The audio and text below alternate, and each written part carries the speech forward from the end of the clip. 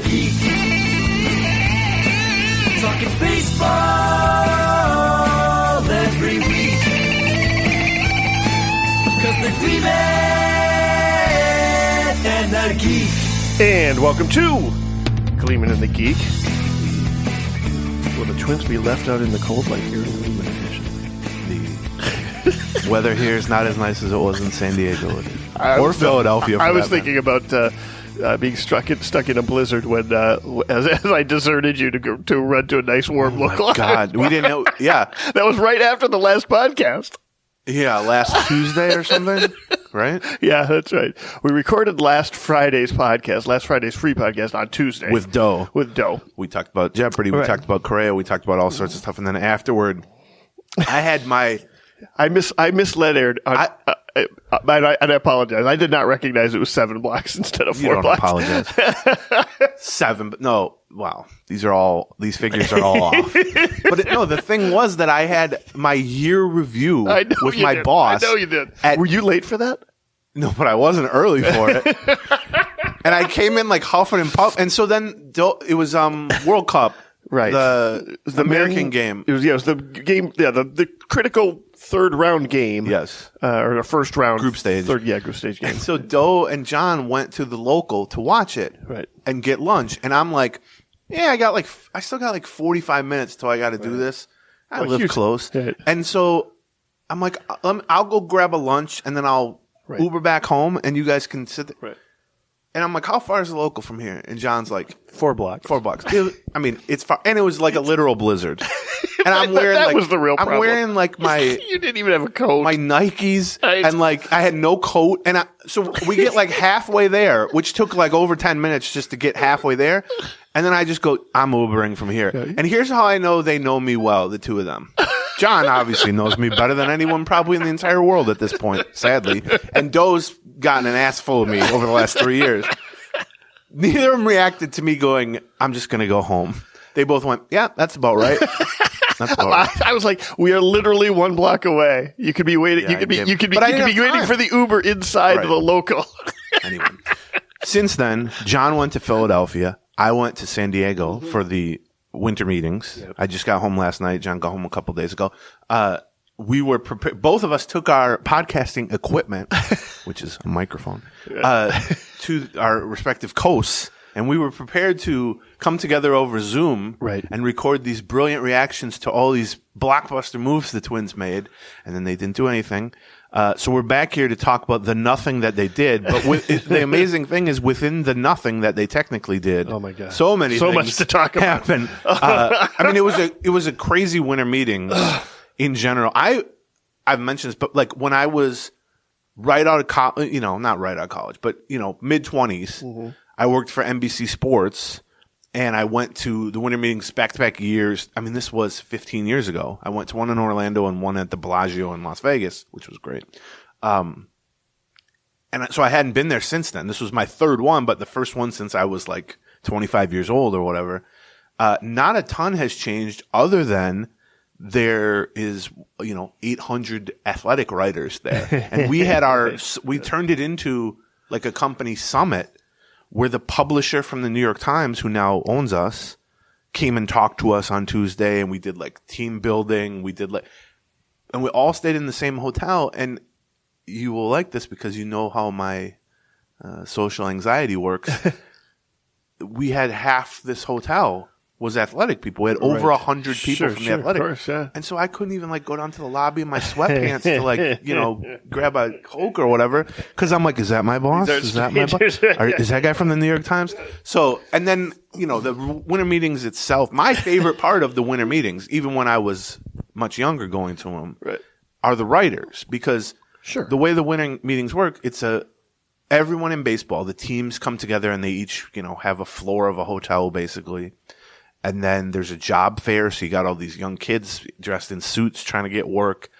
And then there's like it's all minor league stuff comes together, but then all the media members come together.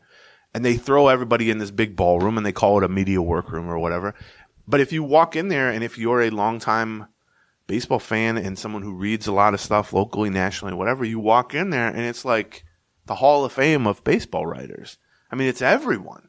You Right. sit down and next to you is Jason Stark or next to you, whoever. Right. And it's like, that's what I think is the most interesting.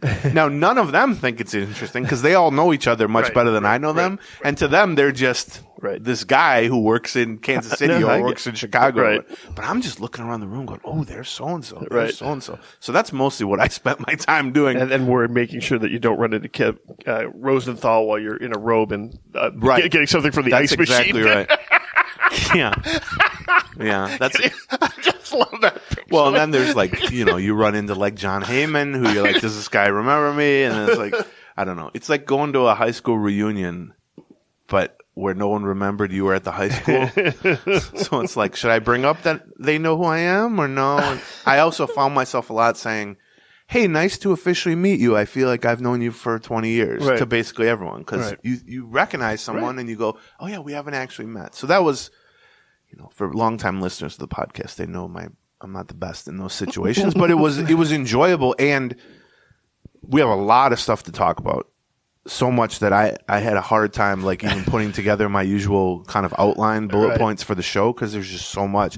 And John, I think, said basically like, well, we can just throw up onto the microphone all the information. And so that's sort of that's what's going to happen. the plan here, which is not, I guess, that I different. would expect this is going to be one tangential Yes. podcast. I mean, tangentially filled podcast. part of there's stuff that happened, obviously. Trey Turner signed, Xander Bogaerts signed, DeGrom signed, Verlander signed, Aaron Judge signed. I mean, there were just an incredible number of moves for 4 days in the middle of December or the early part of December.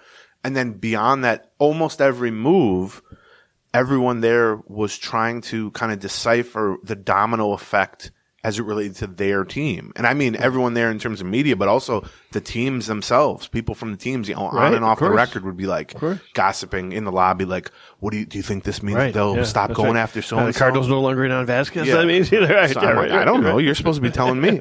And so there's a lot to get to. I was like, have you been to San Diego before? I'd never been to San Diego. Yeah, been to Comic-Con twice and then went there right. for work a couple times. A few years ago. You went.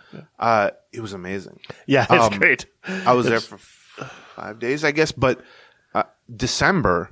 Now, I don't know how it is in July, weather-wise. So where is the actual winter meetings? Are they all in one hotel Yeah, or are they in the convention center? The Hyatt, which is next to the convention center. Okay, gotcha. It's Yeah, I this know the Hyatt. Yeah, massive, it's the big tall one with the Yes, it's restaurant huge, up there with yeah. a pier view, water view and everything.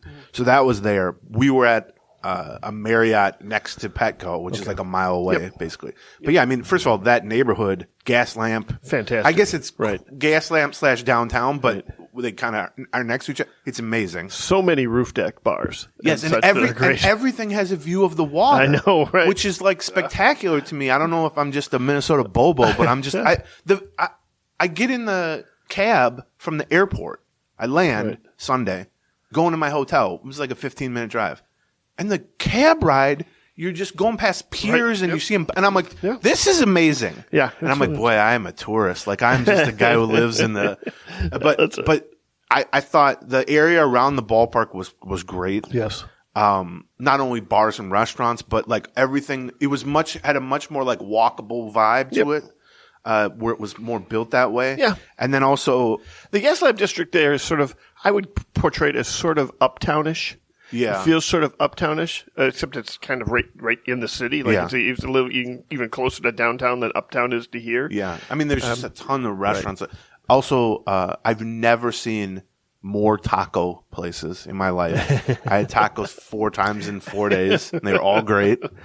I went to like Little Italy, which was like 3 blocks of. We stayed in a hotel right by Little Italy. Which was the cutest neighborhood I've ever been to ever. And then there was one other. Well, and then just 60 degrees and breezy, but sunny. Right. In It's December. perfect for you.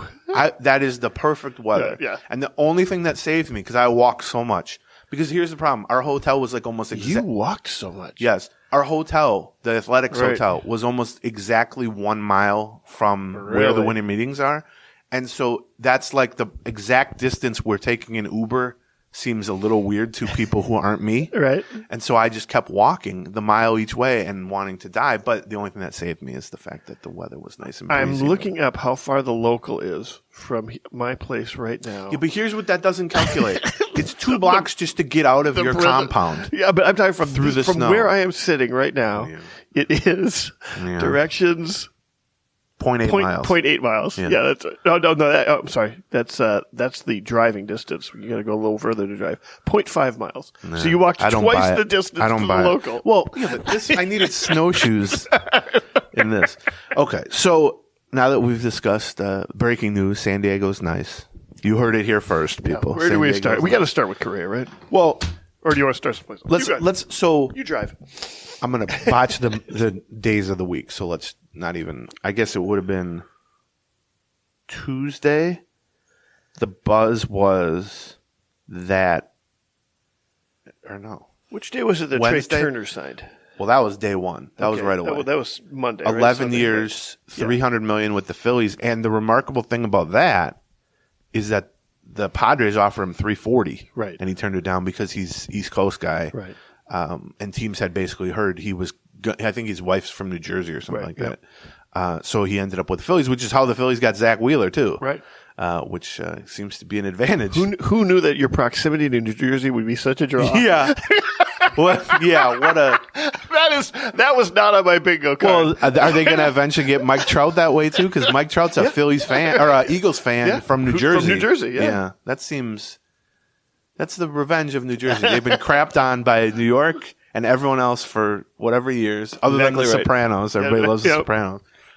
So he signs, and then the question from there, like I was talking about, this sort of domino effects, or kind of I was talking about sliding doors a lot. Did you ever see that movie, Gwyneth Paltrow? No. Where it's like you make one decision differently, and there can be a different. Sure. And so every little thing had this offshoot kind of, oh, this happened, then this will happen. Right. So Turner comes off the board. Obviously, that affects the shortstop market. Right. Although the Phillies made it pretty clear, like he was not only their number one target.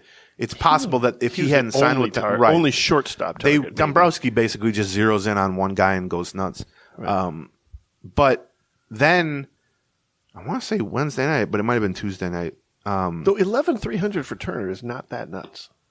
Well, the 11 part's pretty nuts. 11's nuts, but the 300 overall isn't. And then Bogart's got 11,280 a couple days later, which I think is nuts. But what we're seeing with the length, particularly of these position player contracts now, they're all. I mean, Bryce Harper kind of started it with 13 years a couple of years ago. 13 years, 330, which was longer term, but less AAV. Right. This is what I'm about to say, which is they have figured out it's not relevant necessarily to the Twins because the Twins aren't up against any kind of luxury tax. But even like Brandon Nimmo last night signed 8-year 162. Well, that's ridiculous for a good but not great 30-year-old whatever. Right. But they want to stretch the money. It's almost like teams are saying now, how much money do you want? And let's stretch that across as many years as seems acceptable to you, because for a team like the Mets, for a team like the Phillies, Dodgers, Red Sox, the typical teams that you think of as big spenders, their ability to lower the average annual salary in a deal like that for luxury tax purposes allows them to distribute it across more years, stay under that tax, not be taxed, $1.50 for every dollar, or even now the Mets are at like $1.90 for every dollar. And do that. And so you look and you go, why would they want to sign Bogarts for 11 years when he's already 30? Well, they don't. But he wanted $280 million, and they could have done it for 9 years, probably at $265 or something. But they said, let's stretch this because they're already kind of, I don't want to say capped out because there's no salary cap, but it's the MLB owners have kind of created their own self-imposed salary cap at the high end with the luxury tax. With the collective bargaining agreement. Right. Yeah. So for instance, in Nemo's case, if say you're the Mets and you're like, well, we're in for 6 years of 150, we think is his market right now. Right. If we go 160, well, now we're paying $20 million a year instead of $25 million for the Mets. That's a big deal because the Mets are paying for that $20 million is going to cost them an extra $18 million this year. So really they're paying $38 million next year for Nemo, right? Where if they were $25 million, they'd be paying almost $48 million. Right. It's like watering down a strong drink. Right. The amount of alcohol doesn't change. The amount of money doesn't change, but you're watering it down a little bit on a year-to-year basis. But that's only relevant, really, for the big payroll teams. But the problem for teams like the Twins is it becomes relevant for the Twins because in the case of Correa, if you're competing against, let's say, the Giants, who have that same approach, and the money might be the same roughly, but if the Giants are saying, well, we'll give them 12 years because we want to stretch it as far as possible. Right. So it's interesting. I mean, I think that's they were sort of competing against the Padres, who are absolutely in that boat. Like that is a team that is battling the luxury tax and well into that piece. But this is a people wonder why Scott Boras is the biggest name in agents, sports agents. Right. He basically started this trend with Harper. Right.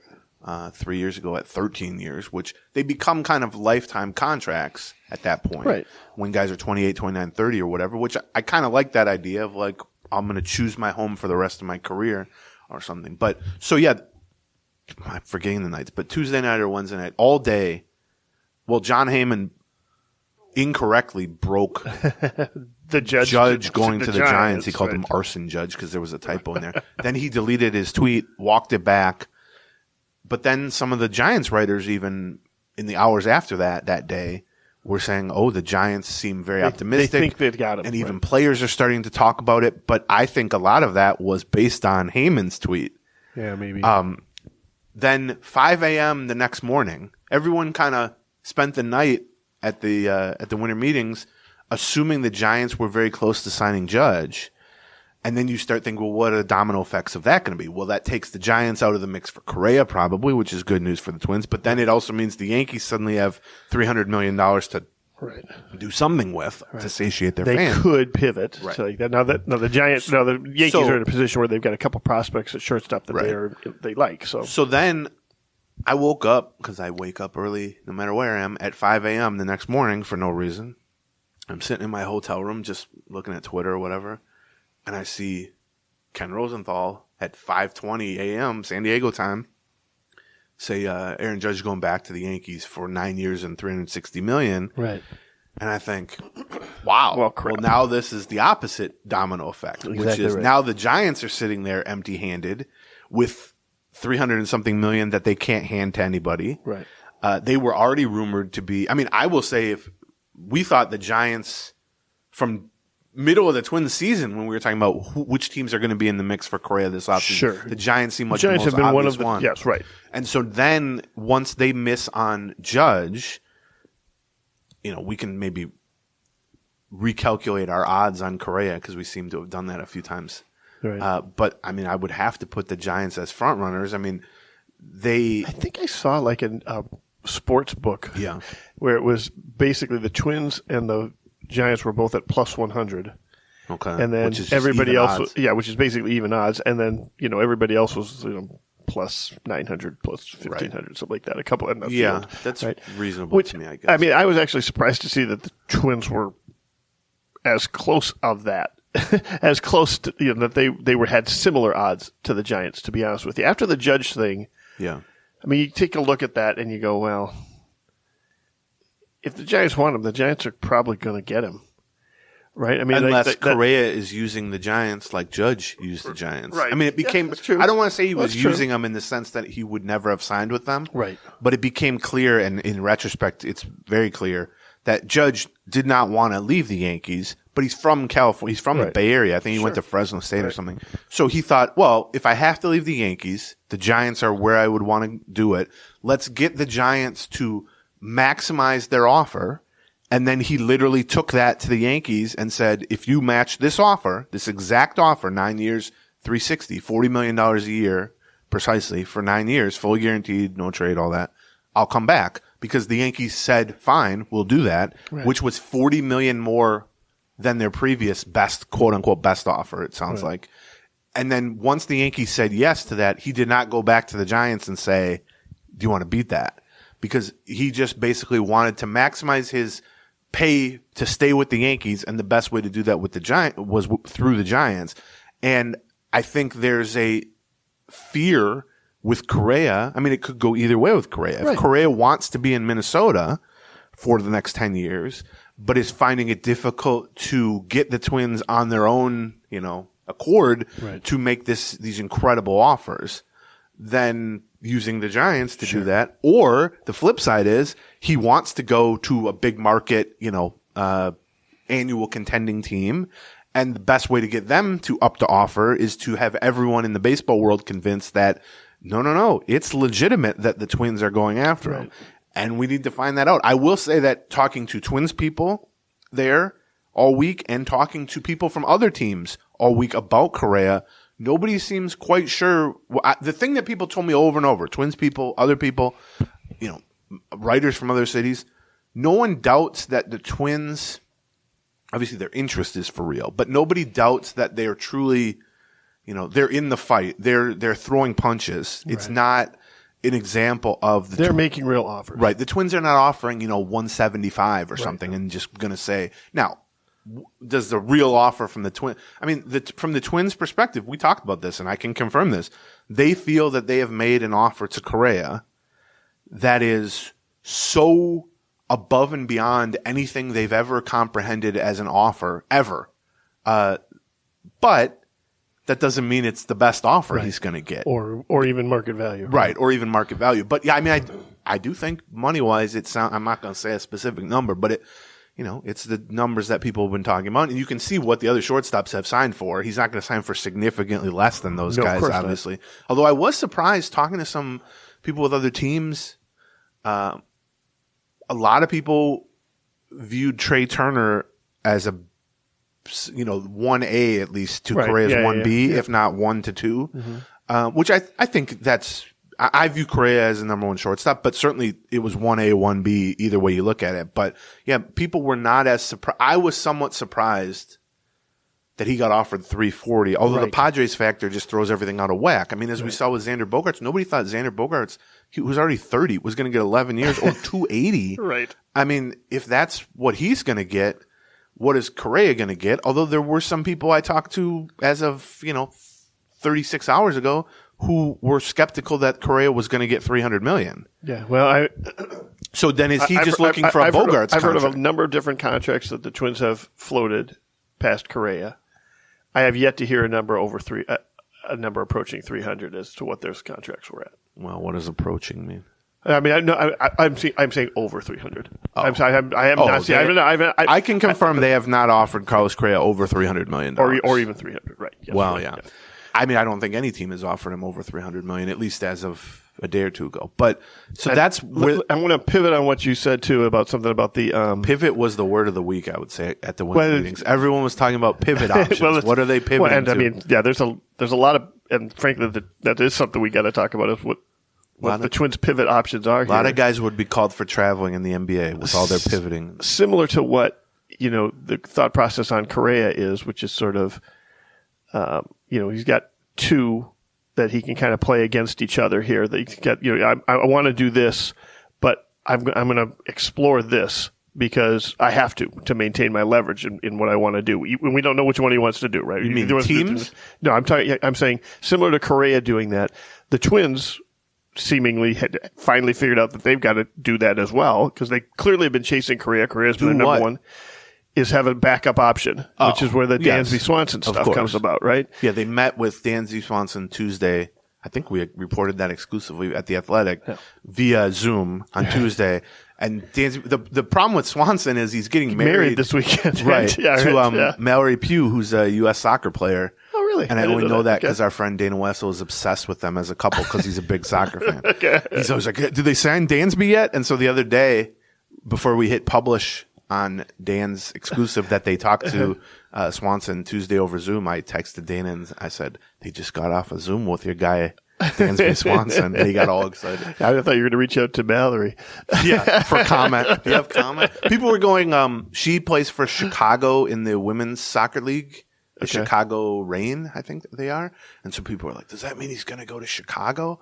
And I'm like, no offense to Mallory Pugh, but he's going to sign a 10-year contract somewhere. Right. Is she going to be on the Chicago women's soccer team? Is that one of the reasons why everybody seems to have him going to the Cubs? Yes, I think so. Because, she lives in Chicago, basically, I guess. But, it's also logical. We thought the Cubs would potentially Cubs could absolutely be a player. Correa destination, too. A lot of the whether it's the Dodgers, whether it's the Cubs, some other teams, Yankees, Orioles, some of the teams that we assumed would be in the mix for Correa. I don't want to say that they're not in the mix for Correa, but the thing I kept hearing over and over was, like the Dodgers, for instance.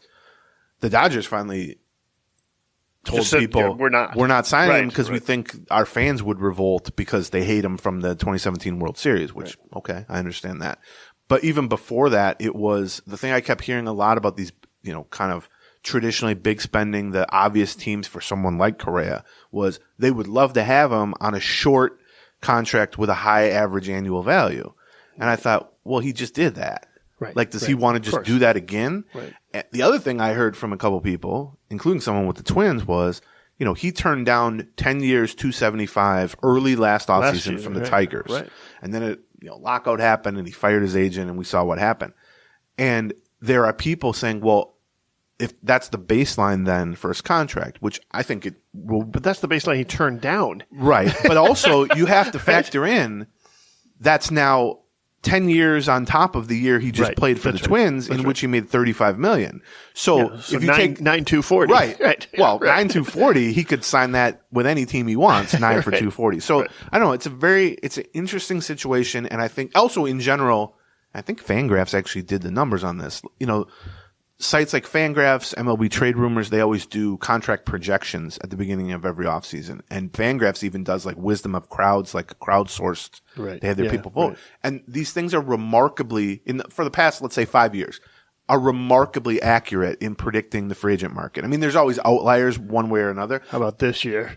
This year, so far, the actual contracts are between 20 and 25% higher in terms of length and average annual value, which is significant. I mean, that is huge. Right. And we're seeing it. And I think it's what we talked about, which is after 2 COVID-affected years and you're rolling in this more money than anybody ever imagined from TV deals and Apple TV and streaming deals and all sorts of other stuff, teams have so much money now that even though they cried poor during the 2 COVID years, the reality is now they think they're relatively back to normal.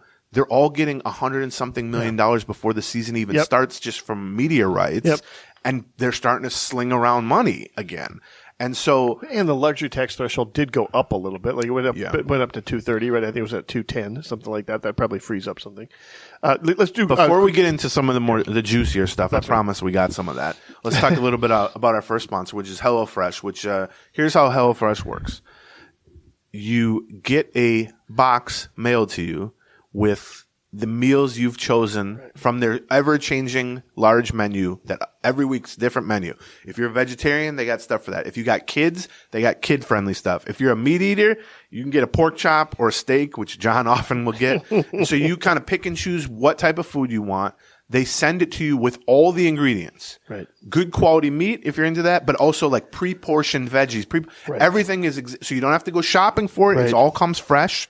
Name of it is HelloFresh. And then it comes with step-by-step instructions, which is a recipe, but it's beyond that. It's like literally step-by-step. So if you're like me and you have no idea how to cook, you can do it. And it has pictures too, which I find very helpful also. And you've probably seen John tweet out the finished product before he dives in and eats it that him and Chrissy are making. They have these date nights and they cook it up. Yeah. And it looks fantastic. It looks like a chef. Now, I can't quite produce that level. But the fact that I can produce edible food is a credit to HelloFresh and how the whole thing works. So it takes everything. Like it takes. I love to cook, but I hate to go shopping to cook. You know what I mean? Right. So it takes that part away. Chrissy hates to cook, but loves to go shopping to cook. You know what I mean? But it takes that away too, because she can just order it and the recipe's sitting right there. It's got pictures, everything. It absolutely fixes a lot of mealtime dysfunction that can happen in both my relationship and probably your lives. And you can get, here's a special deal. If you go to HelloFresh.com/Gleeman18, the number 18, so Gleeman18, and you use the promo code Gleeman18, you get 18 free meals plus free shipping. So you can give it all a try. You can pick and choose what type of food you want. You can see the quality of the food, the quality of the recipes, and also just how it works, how the packaging works. And I think, you'll be impressed. I'm impressed by it. So that's HelloFresh.com/Gleeman18. Use the promo code Gleeman18. You get 18 free meals plus free shipping. You know what they need to offer is on top of that? Somebody to come over and clean it up for me. Yeah, that's the next step. That's the next evolution. That's my billion dollar ideal out there for your listeners. Our next sponsor, you're probably trying to think of some Christmas gift ideas. How you for doing people. on that? Oh, I don't buy anybody presents. You don't buy any Christmas presents? I've detached from society, John, but a nicer person than me would be looking for presents. And if you find yourself in a situation where I'm behind, you need to get presents for your boss or for a friend of a friend, or you're going to a Christmas party where you're exchanging gifts, and you don't know that much about a person, but let's say they're from Philadelphia, or they're a soccer fan, or they have French Bulldog or whatever. Uncommon Goods is the best spot for that because you can put in keywords or states or sports or what they're interested in, and they will come up with not only a ton of gift ideas, but unique stuff that you can't just go to any random gift shop or whatever and find. And so, John always uses the example of he has highball glasses that are the drawings of Target Field, like the blueprints of Target Field. Right, yeah. And that's the type of stuff that they have is it's not super expensive, but it's a type of gift that you can get for a person. Lots and lots of baseball stuff. Yeah, tons of my God. stuff. Like things you would not think about, stuff made from real game used baseballs and such. It's really a lot of stuff. You will find something for everyone, and you can just have the tiniest shred of information about what they've got a search bar right at the top. You just type in that word to the search bar, and up come 12 great ideas. And trust me, it beats giving them that than a gift certificate to something or whatever. So here's what you do: you go to get 15% off your next gift. Go to uncommongoods.com/Gleeman. That's uncommongoods.com/Gleeman for 15% off. Don't miss out on this limited time offer. Get it, before Christmas. Uncommon Goods, we're all out of the ordinary. Okay. So we got a lot to talk about here. So, I don't know. I guess we can just start not at the top, but so like I said, let's talk about Correa. The Twins have made a massive offer to him by any standard, certainly by their standard. They've also told him. When did you hear the last offer was made? Well, they talked to him. I mean, they've been talking to him. I heard a new massive offer was made yesterday. Yeah, I believe that. I guess they're stressing more that they've talked to him essentially every day in person. They talked to him going back to last Saturday. They talked to Boris and Correa. Boris has pretty much cleared out his rest of his inventory at this point. Or not Except for the big Rodón, guys, but Nemo Rodón, was his, right, and Bogarts was his, and you're right. They met with Bogarts too. What they seem to be stressing more is we made this massive offer, and it's not so much about every day they come back to us and we raise it by $5 million or something. What they've tried to stress to Correa and Boris is let's establish that we're willing to pay the going rate here, and as Falvey has talked publicly about, we're willing to get creative with it. And so I think they see that as a better approach than, hey, come back to us if you beat this offer and we'll raise it by $5 million. Their thing is more, this is the range that we're willing to go to. It's an incredibly high amount. And within that, if you want, more years, like stretched average annual salary, because a team like the Giants wants to do that for luxury tax purposes, we're creative and flexible with that. Maybe we only want to do 9 years, but if the Giants are offering you 12, well, we can stretch ours out too. Sure. If you want an opt-out after year 3 or year 5 or year whatever, we can do that too. If you want a no trade clause. And so I think they're stressing that more than, you turn it into an eBay auction where it's like, oh, your bid has been topped. I don't get the sense that that's really how this stuff with Correa or just in general has been going. I think a lot of times, from talking to the Twins people, but other people with other teams too, is like you more deal in like ranges. It's not like, oh, you were offered 270, we'll go 275. And then the other team goes, oh yeah, well, we'll go 280. It's not an auction situation. It's more, here are the parameters that we're comfortable with. Here are the things we're willing to sort of be flexible on. what's important to you on that? Because, I mean, let's be honest. He's got any offer Correa has at this point is going to be closer to $300 million than $200 million. Of course. You know what I mean? And so the idea that, well, we'll beat that by $3 million. I think originally the offer that the Twins came in was close to $300 million than $200 million. Yes. But 3 weeks ago, 4 weeks ago when it was, yeah. But I'll say this, I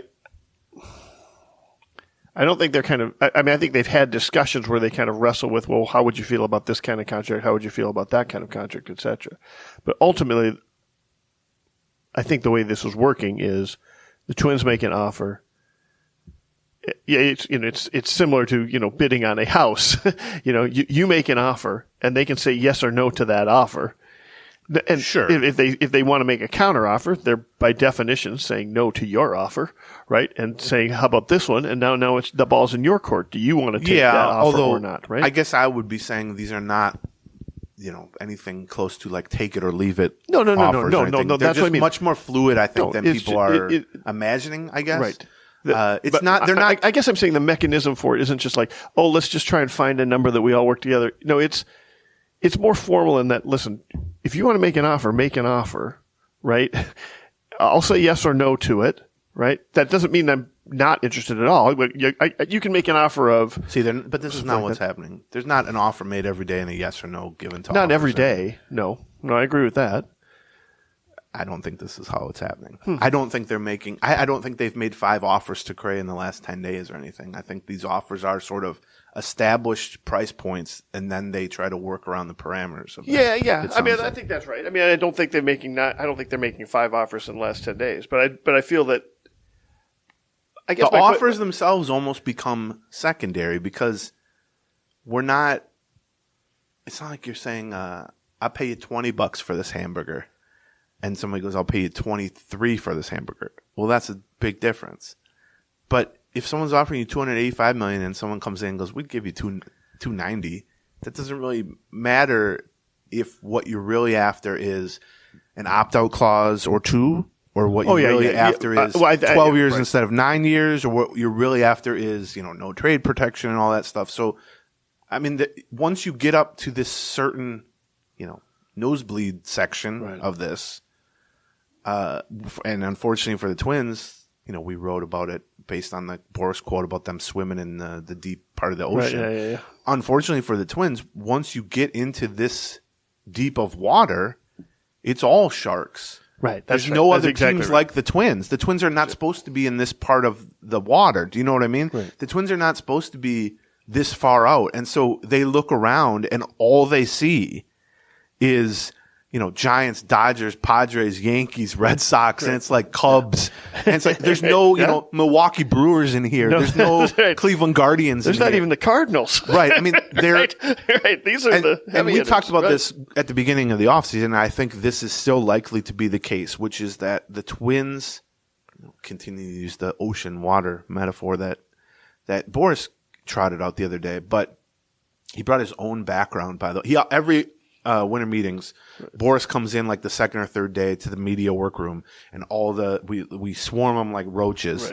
Right. And he talks and he gives these silly one-liners about every, X marks the spot for Xander Bogart, all this crap.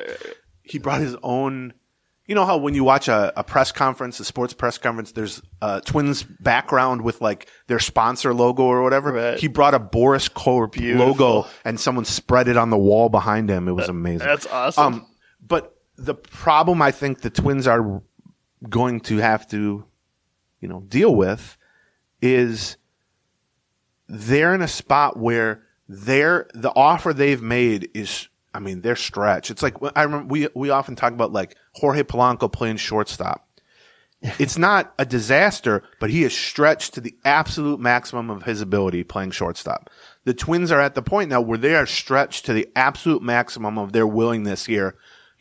Sure. Give or take $20 million or something. But they're not going to add $50 million to an offer here because the offer they've made is already above and beyond anything. It's 3 times any other offer they've ever made to anybody. Absolutely right. But for the Giants, it's just another day at the office. Do you know what I mean? And so what they're trying to kind of combat is the blow them out of the water aspect of this. That's right. Which when the Giants sounds so far that we haven't seen a blow anybody out of the water I aspect think there is on this. I was surprised by the sense that Correa was not seen by many people as the level of Trey Turner and is not seen as like, oh, well, he'll get 350. But to me, I had that in my head too. I had that we were going to have to go over 300 and probably and it's 330, 350. That still may be the case. Right. Because he's not signed yet, and there's no indication. I mean, who knows? By the time you listen to this, but the only contract we've seen over 300 right now is Judge.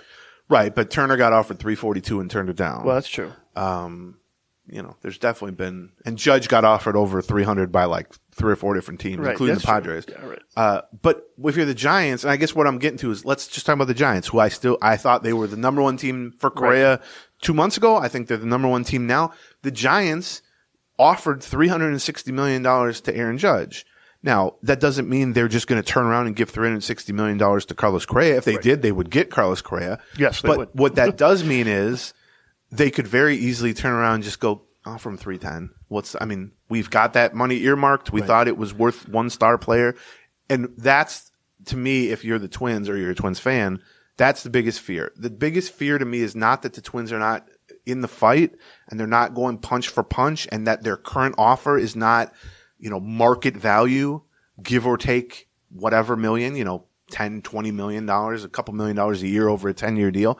Like their current offer is close to other current offers, but it only takes the Giants or the Cubs or the Yankees or whoever to just offer them 330. Who cares? Right. Like, what's the difference from their standpoint? And you can say, what's the difference from the Twins' standpoint? I actually would say that. Yes, but whatever you think the difference is, there's more of it for the Twins than for the Giants, and so that I think is the biggest fear. It's not that they're current. It's not that they're not, in the bidding and going step for step with these teams now. It's that there's this looming sense, particularly as these big names come off the board, and now it's basically Correa, Rodón, Swanson are your biggest remaining guys. So other teams are running out of, musical chairs here too. Right. All it takes is for one of those teams that has a $250 million payroll to just say, screw it. Who cares? Throw another $50 million in 2 years onto this deal. And then the Twins, who have a $150 million payroll, it just makes their life much more difficult, and it's a bigger really risk. Just applies the maximum amount of pressure. And I think from the Twins, it's like chips in poker. Yes, the bigger the stack you have, the more risk you can take, and the more pressure you can apply. That's exactly right. I can't believe you're the one to bring up a poker analogy, but in a tournament in poker, there's a time in a poker tournament called the bubble, which is the next person to get eliminated does not get paid. Right. And then after that, if there's 100 people in the tournament, 20 get paid, let's say. Right. So there's 21 people left. So somebody's going to be the bubble boy. Somebody's going to bust out and they're going to lose their entry fee. Right. And the pace of play changes and the style of play changes because the lower stacks, the Twins, are very careful with their money because they can bust at any time and not get paid. Meanwhile, if you're the chip leader and you have 10 times the chips of anyone, you're not going to be the bubble boy. Right. So you can look at all these potential bubble boys and just say, I'll put you all in. You want to play for all your chips right now? Right. And so that's what a team like the Giants or, the Cubs even to some extent can say, which is, the Twins are offering, $280 million. All right. You want to play for 330? You want to play for all your chips right now? Do you want to potentially, be that? And that's, I think, the biggest danger for the Twins. Two minds of this swimming with the sharks. Talk more poker, John. Let's go ahead. Yeah. I'm of two minds about this swimming with the sharks. Right. On the one hand, I can be pretty critical in that, listen, if your plan, and this was their plan, was sort of go big or go home, right? Yeah. And you're not willing to truly go big, then you're just going home. Yeah. I mean, and that's where it's easy to say go big or go home, but you got to understand big is big. Well, I know, but let's be clear. They've gone big. They've offered. I know they've gone. If you would have not take out Carlos Correa from this 5 years ago, if we were here and I would have said to you, 5 years from now, there's going to be an off season, and at the winter meetings, the Twins are going to offer some guy almost $300 million. Right. You would think I was full of it, I'm right? With you. I'm with you. It far exceeds. Right. They have far exceeded what we thought they would do last year, but they have not. Well, they haven't won. right? That's what it comes down to. You've got to win or you lose. That's it. Like, I mean, right? And they can't, and they're getting to the point now where, and I think we'll probably talk about this, so many other people have other signed. Right. That, yes, the pivot options that are their usual option of, listen, we either get this guy or we pivot to this guy, or we get this guy or we pivot to this guy. The problem with going big, especially when you're going big with a Boris client that is, determined to end up big and determined to wait out until he ends up big, is that there aren't a lot of other areas to pivot. Now, that being said, here's the other mind I'm of. I think if they don't get this done, the perception is going to be, that's the Twins. They just don't get anything big done, blah, blah, blah, blah. And I got to say, I don't think that's a fair perception either. That I think they did go big. They did try to go after the big fish. And when you do that, you can't get 80% of that. You either get that or you get 0%, right? Because like we said, everybody else has signed, or there's so many of the other options have signed. I just think that they've offered more than I ever expected them to offer, but there's no. You don't get a prize for that. They have to say, the other side has to say yes. We haven't talked about catcher yet. They've got an offer out to the catcher too. Like they just had. Well, they're going to sign a catcher, I would say, very soon, but which we can talk about in a minute too. But yeah, yes, if they don't sign Correa, nobody's going to want to hear, and I don't blame them. Right. Nobody's going to want to hear, they finished second or they finished third. People are tired of that. People have been tired of that. Go ahead. But they've offered what people wanted them to offer. It's not enough. Right. If you go back to July, when they're in the middle of the season, they're in first place or second place, whatever it is, and you said, to Twins fans, do you want them to make a run at Correa once he opts out? Half of them would have said, what do you mean he's going to opt out? That's how we know they didn't listen to our podcast. And then what type of offer would make you go, okay, that's a real offer? The numbers that have actually been offered are far more than we were ever talking about, even during these. So, we were generally saying, well, could they get him for 8 years and 240, 8 years, 250? They've offered more than that. Yeah, exactly significantly more than that. From the jump. Right. And so, but if that's still not enough. Right. And you can say, and I agree with this, look, every team's owned by billionaires. Every team's making money. Right. Every team could afford to significantly juice up their payrolls and still make money or break even.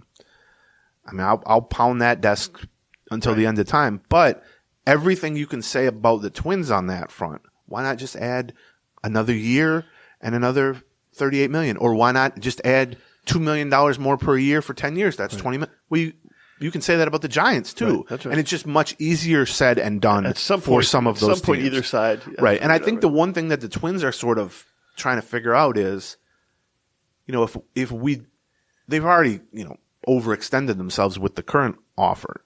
But if they really overextend themselves and add another $3 million a year for 10 years, that's $30 million or whatever. Right. And you go, well, what's the difference? $3 million in a year. That's, middle reliever money. Right. Well, yeah, but it's $3 million on top of $30-something million. Right. And I think their fear is, if we don't get the support from ownership, that you almost treat Correa as his own part of the salary of the payroll. In other words, right now we're kind of the expectations for their spending level. He is separate from the payroll. Right, that we not separate, have, but right. it's like, okay, without Correa, we would be hoping for them to spend $140 or $150 million. And so, you can 5 years out, maybe that number's 175 or whatever. Right. But if he's making 40 of that, well, then you only have X amount left to spend. And so they need, I think, assurances. And it sounds like they've largely gotten that, particularly since Joe Pohlad took over. And we can talk a little bit about that too. We talked about his relationship with Joe Pohlad and everything. It's not like, okay, we need this amount on top of Correa, but the expectation has to be, look, if we really extend ourselves far here and we add another $7 million a year on Correa, are we confident that the payroll itself will also go up by $7 million, or are we taking from, the rest of the roster? And that's the fear with any, in a capped league, you hear that about, they can't spend, no team has won the Super Bowl spending more than X amount on their quarterback or whatever it is. And you certainly hear it in all sorts of that. And for a mid-market team, that is a bigger thing than the Giants. I had a guy from a National League team say to me, because I said, do you think the Twins are really in this thing? That's what I asked everyone all week. Twins people, everyone. And he said, here's the difference between the Twins and the Giants. It's the ability to access huge amounts of capital without your owner blinking. That can allow the Giants to be in the mix for everyone, or can allow the Dodgers to be in the mix for everyone. Where the Twins can do this once every 50 years. But the biggest difference is for the Twins have to think about if Correa becomes just an average player in year 5, or he gets hurt, or he shifts to first base or whatever it is. That's going to remain a quarter of the payroll. Right. Whereas if he's on the Dodgers and that happens, you just kind of shove him to the corner and go, all right, he's a role player, whatever we can. Who's the $30 million guy we can sign now to play shortstop? Right. Yeah. And there isn't that option for the Twins, which is why they hem and haw over this more than some of these other teams. Let's see. A couple other things just on the lay of the land or the landscape of Correa. Like you said, they're running out of other options. In fact, I think that's one of the reasons why they've made an aggressive offer to Correa is they need to find out if they think they've got a shot. Because if not, they need to seriously consider pivoting to Danson. Swanson. Swanson. Ted Danson. Ted Danson. Mayday Malone. Yeah, not great. A good addition to the bullpen. Let me tell you. He'll give it up. But even that is, Dansby Swanson is going to sign for an amount that would have shocked people 2 months ago. Probably. Just because he's as young as Correa. He's just not as doesn't have the quality of Correa. Right. So, let's see, a couple other things here. The Bogarts thing shocked me. I did too. We were talking, might he get 180, 200? The Red Sox last offer to him was 160. He's a good example he got of one of those things where, like, when the same name keeps coming up all the time as like, oh, this is the good fallback option. This is the good fallback option. Everyone views you as the fallback option. You're not just the fallback option. And everybody's like, I'd be happy with Bogarts, then that guy's probably going to get paid. And he did. We saw it with the Braves, too. The question now is, the Red Sox lost Bogarts, but their final offer to him was 6 years, 160. He got 11 years, 280. Right. Well, that's, if the Twins did that, people would be mocking them for that. Right. So it's easy to say, based on the history of the Boston Red Sox. Padres are just drunk, though. Well, yeah, but it's easy to say, yes, I did. Somebody said, well, they're crazy. Because I would say, well, what does this mean for player X? And they would go, it doesn't mean anything. Well, it doesn't mean anything. Right. Unless the Padres jump back in again. Yeah, there's a thought of that with the Mets, too. Did the Padres have to go 11-280 because somebody else was going 9-270 or 9? It's because he didn't want to leave Boston. So they basically added $120 million to But in the history of the Red Sox, you might think, well, okay, they lost out on their star shortstop. Right. Now they will pivot to Carlos Correa. Right. But they've got a star shortstop. Well, now people don't think Trevor Story can play shortstop anymore. But they offered Xander Bogaerts 160. He signed for 280. You think they're going to offer Carlos Correa more than anybody else? The Red Sox have gotten cheap, relatively speaking. Right. The Cubs have gotten cheap, relatively speaking. All it takes is one of these quote-unquote mystery teams to just jump in here and say, screw it, and you can blow the Twins out of the water. But I really do think as of Monday morning at 9 a.m. I'm with you. That it's the Giants should be absolutely considered Friday the morning. front runner. Oh, it's Friday morning. Jesus. I'm on. I was like, are we talking about last week or are you talking about 3 days from now? Okay, go.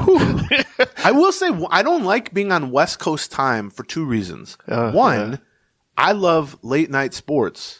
And there aren't any. There's no midnight NBA game. Nothing for you to sit down and watch, doze off to. Exactly. And I wake up, and it's like there's been 3 hours of work done over on the East Coast. I wake up, and it's 11:30 Minnesota time, and I'm like, oh, well, what's happened? Every time I go to Philadelphia and I work on anything remotely Twins Daily related, I'm like, I just love that I've got to jump on everybody else. True, you know what I mean? I can edit some stories. I can shoot out some emails. Or it's like 9 o'clock my time, and I'm like, I get back from dinner or whatever, and I text Becky just to check in, and I'm like, boy, she's not replying. And I realize, it's 11:15 there. She's been asleep for 45 minutes. And it's just, it seems like there's no window of time where the central time zone is on your schedule when you're in San Diego. Yeah. So that was the only downside of it. But, okay, let's see. A couple other, I did ask, Falvey, if he feels, obviously about Correa, but I didn't phrase it specifically about Correa, if there's a difference in the approach to negotiations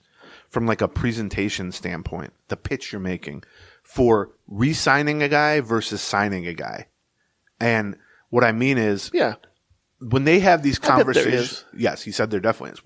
When they have these conversations, they talk to Xander Bogaerts or Carlos Rodón or whatever it is, they're pitching him on the organization, the money, obviously, but also here's who the manager is, who's the players are. They often will try to find like a link, someone on the coaching staff who used to coach him, or who's his best friend we have on the roster or something like that. Right. Well, with Correa, you can sort of skip the first date steps, right? Like, what, right. What's the classic first, where'd you grow up? What was your family like? What do you do for a living? All that stuff. You're not introducing them to the organization. Right. He knows he wants. I'd also say as part of that, like, and I think the Twins are hoping this, and I think it's probably true. There are teams that will make an offer you can't refuse. You know what I mean? Just a big effing number offer, right? But if you're in the market of, 8 teams, give me a good solid offer, a good competitive offer that are all kind of within the same boat, I would think that the Twins would be near the top of that list. Right. I mean, they're certainly hopeful of that. But Falvey did, and I know people then react badly to that and they go, they're counting on that to beat money. No, they're not saying that. No. Right. Falvey said, I can't remember if I quoted it in an article, but he realizes the situation. He basically said, look, we're not counting on the good vibes to make up for $100 million in an offer.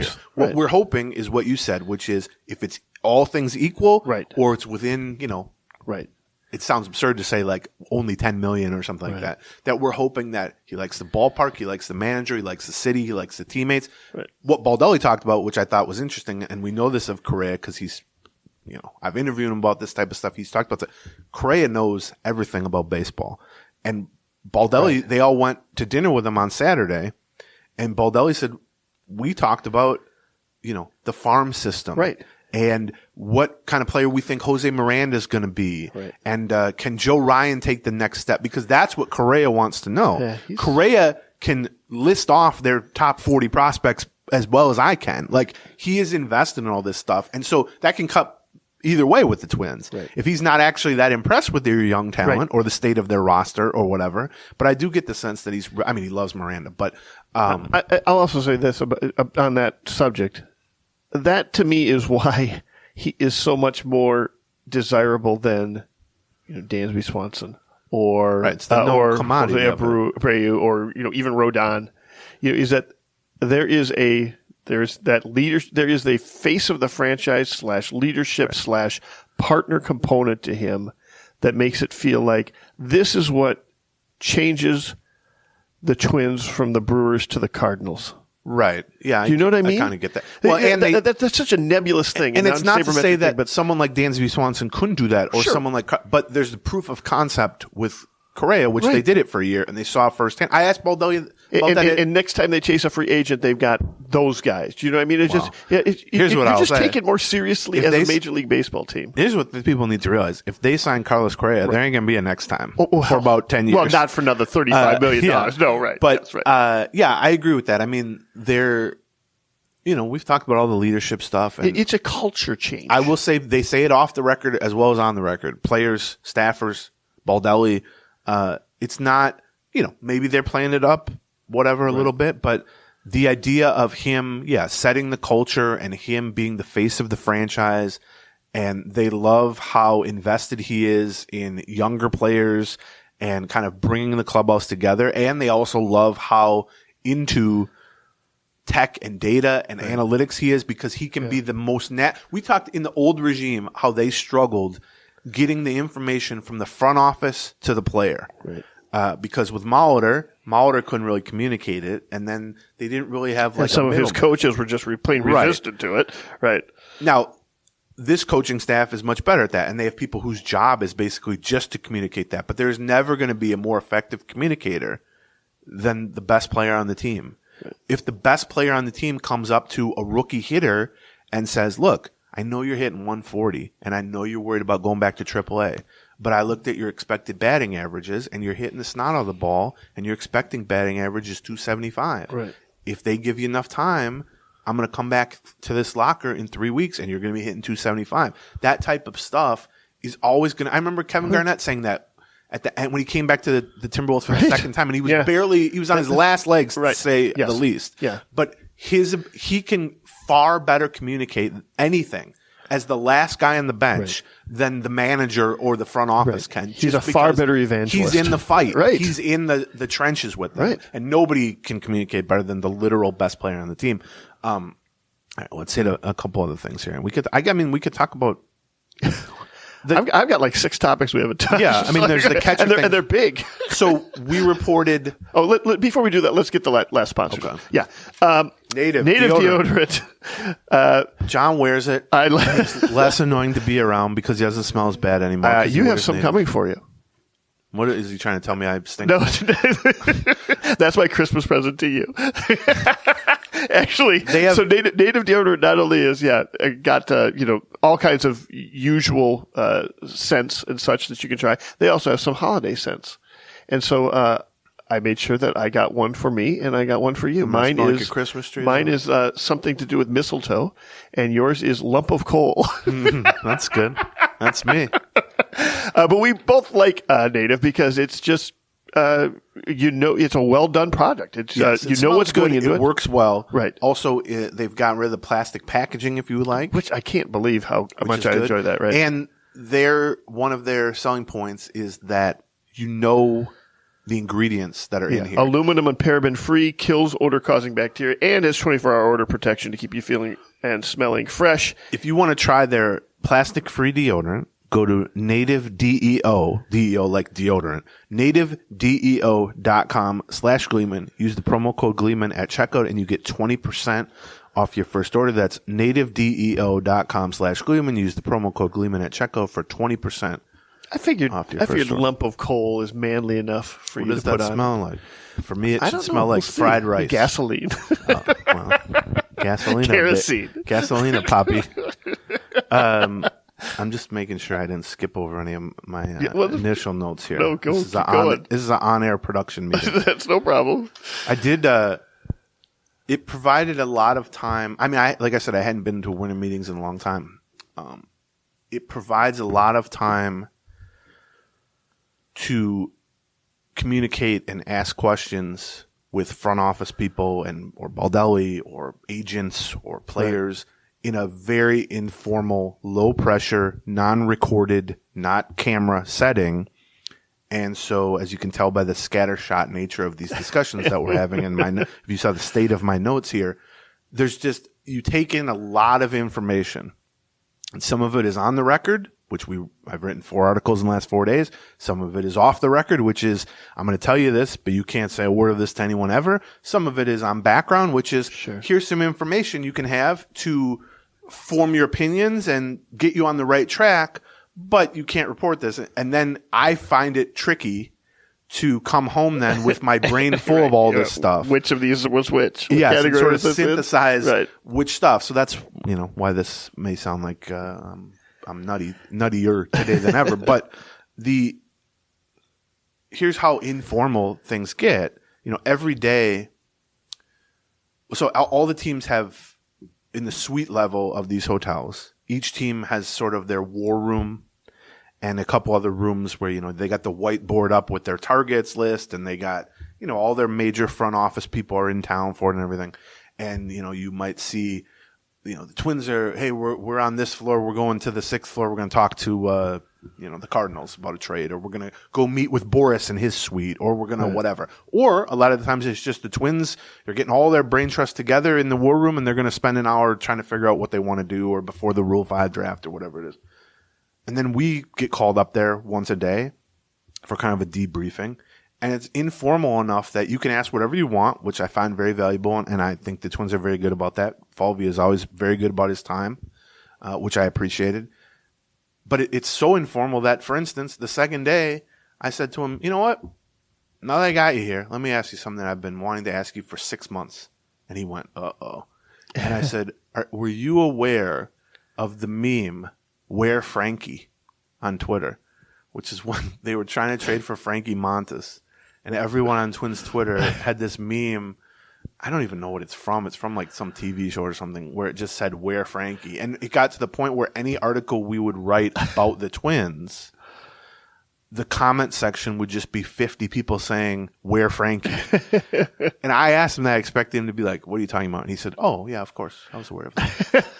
So I had to let Twins Twitter know. Now, I fear maybe I've created an even bigger monster that they know that the front office might actually put eyes on some of this crazy shit that they're putting up there. But, yeah, that's the level of, that's kind of the push and pull of the winter meetings, which is, some of it is just trying to do the hardest core reporting, which I'm not good at. But, right. Watching Ken Rosenthal work the room and all that stuff is amazing to watch. And Dan Hayes, I will give Dan credit. We like to make fun of Dan because we love Dan. But watching him report is extraordinary. Yeah. It really is, because Dan, I think of as, my friend, but he's a doofus. But when Dan puts on reporter Dan hat, it's incredible to watch. Yeah. And he gets information that no one in Minnesota gets. Yep. And he does it consistently. And if you look at his track record of reporting small scoops, big scoops, and everything in between, I would put his, accuracy or his field goal percentage or his batting average on that up against anybody. And it's amazing to watch it in person. You set Dan loose in a hotel where there are 300 team employees and 200 media members and 50 agents. And it's just, he really does look like a pinball. Yeah. He looks like a pinball with a notebook. He knows 400 of those 500 people. Everyone. We went to dinner. Well, and also he lived in San Diego for a long time, too. Exactly right. He used to cover the Padres. Right. We were going to dinner. It was me, Dan, and 3 other non-athletic writers. Okay. I mean, I guess I'm a non-athletic writer too, but Dan is too for that. And we're halfway to dinner. We're going to a pizza place like in Gaslamp. Most of the writers are not athletic. It did make me feel. I said to Betsy, we were standing in the lobby. Betsy Helfand, former guest of the Pioneer Press. I said to her, "You know what?" We're looking around. I said, "I'm not even in like the top 10 percentile for fattest dudes here." I can't imagine another scenario where that was true, but it's true. And I also pointed out there's like 6 types of shirts being worn at this thing. You know what I mean? And I have all 6.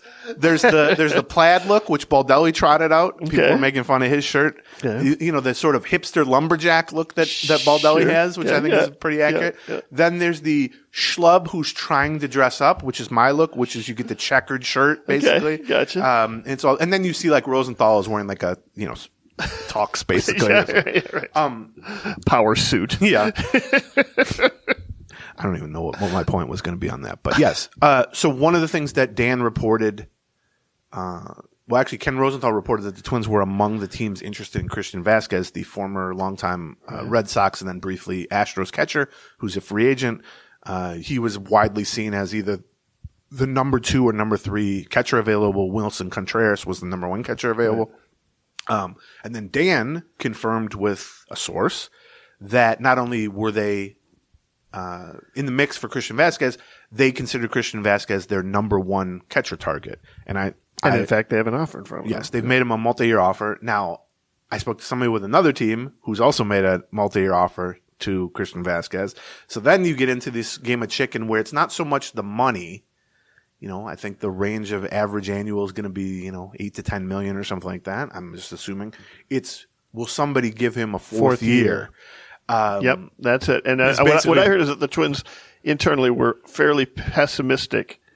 They thought somebody would actually give him a fourth year. I talked to somebody with a team who knew the Twins were also interested in him. Right. Are also looking at him as sort of a But I wondered if what everybody was thinking was that the Cardinals were going to give him the fourth year, and then they ended up with signing Contreras a fifth year right. for $87.5 million to replace Yadier Molina, which is interesting to take the Cubs all-star catcher. If you're the Cardinals, it's like if the Twins took the White Sox best player or something like that, which was interesting.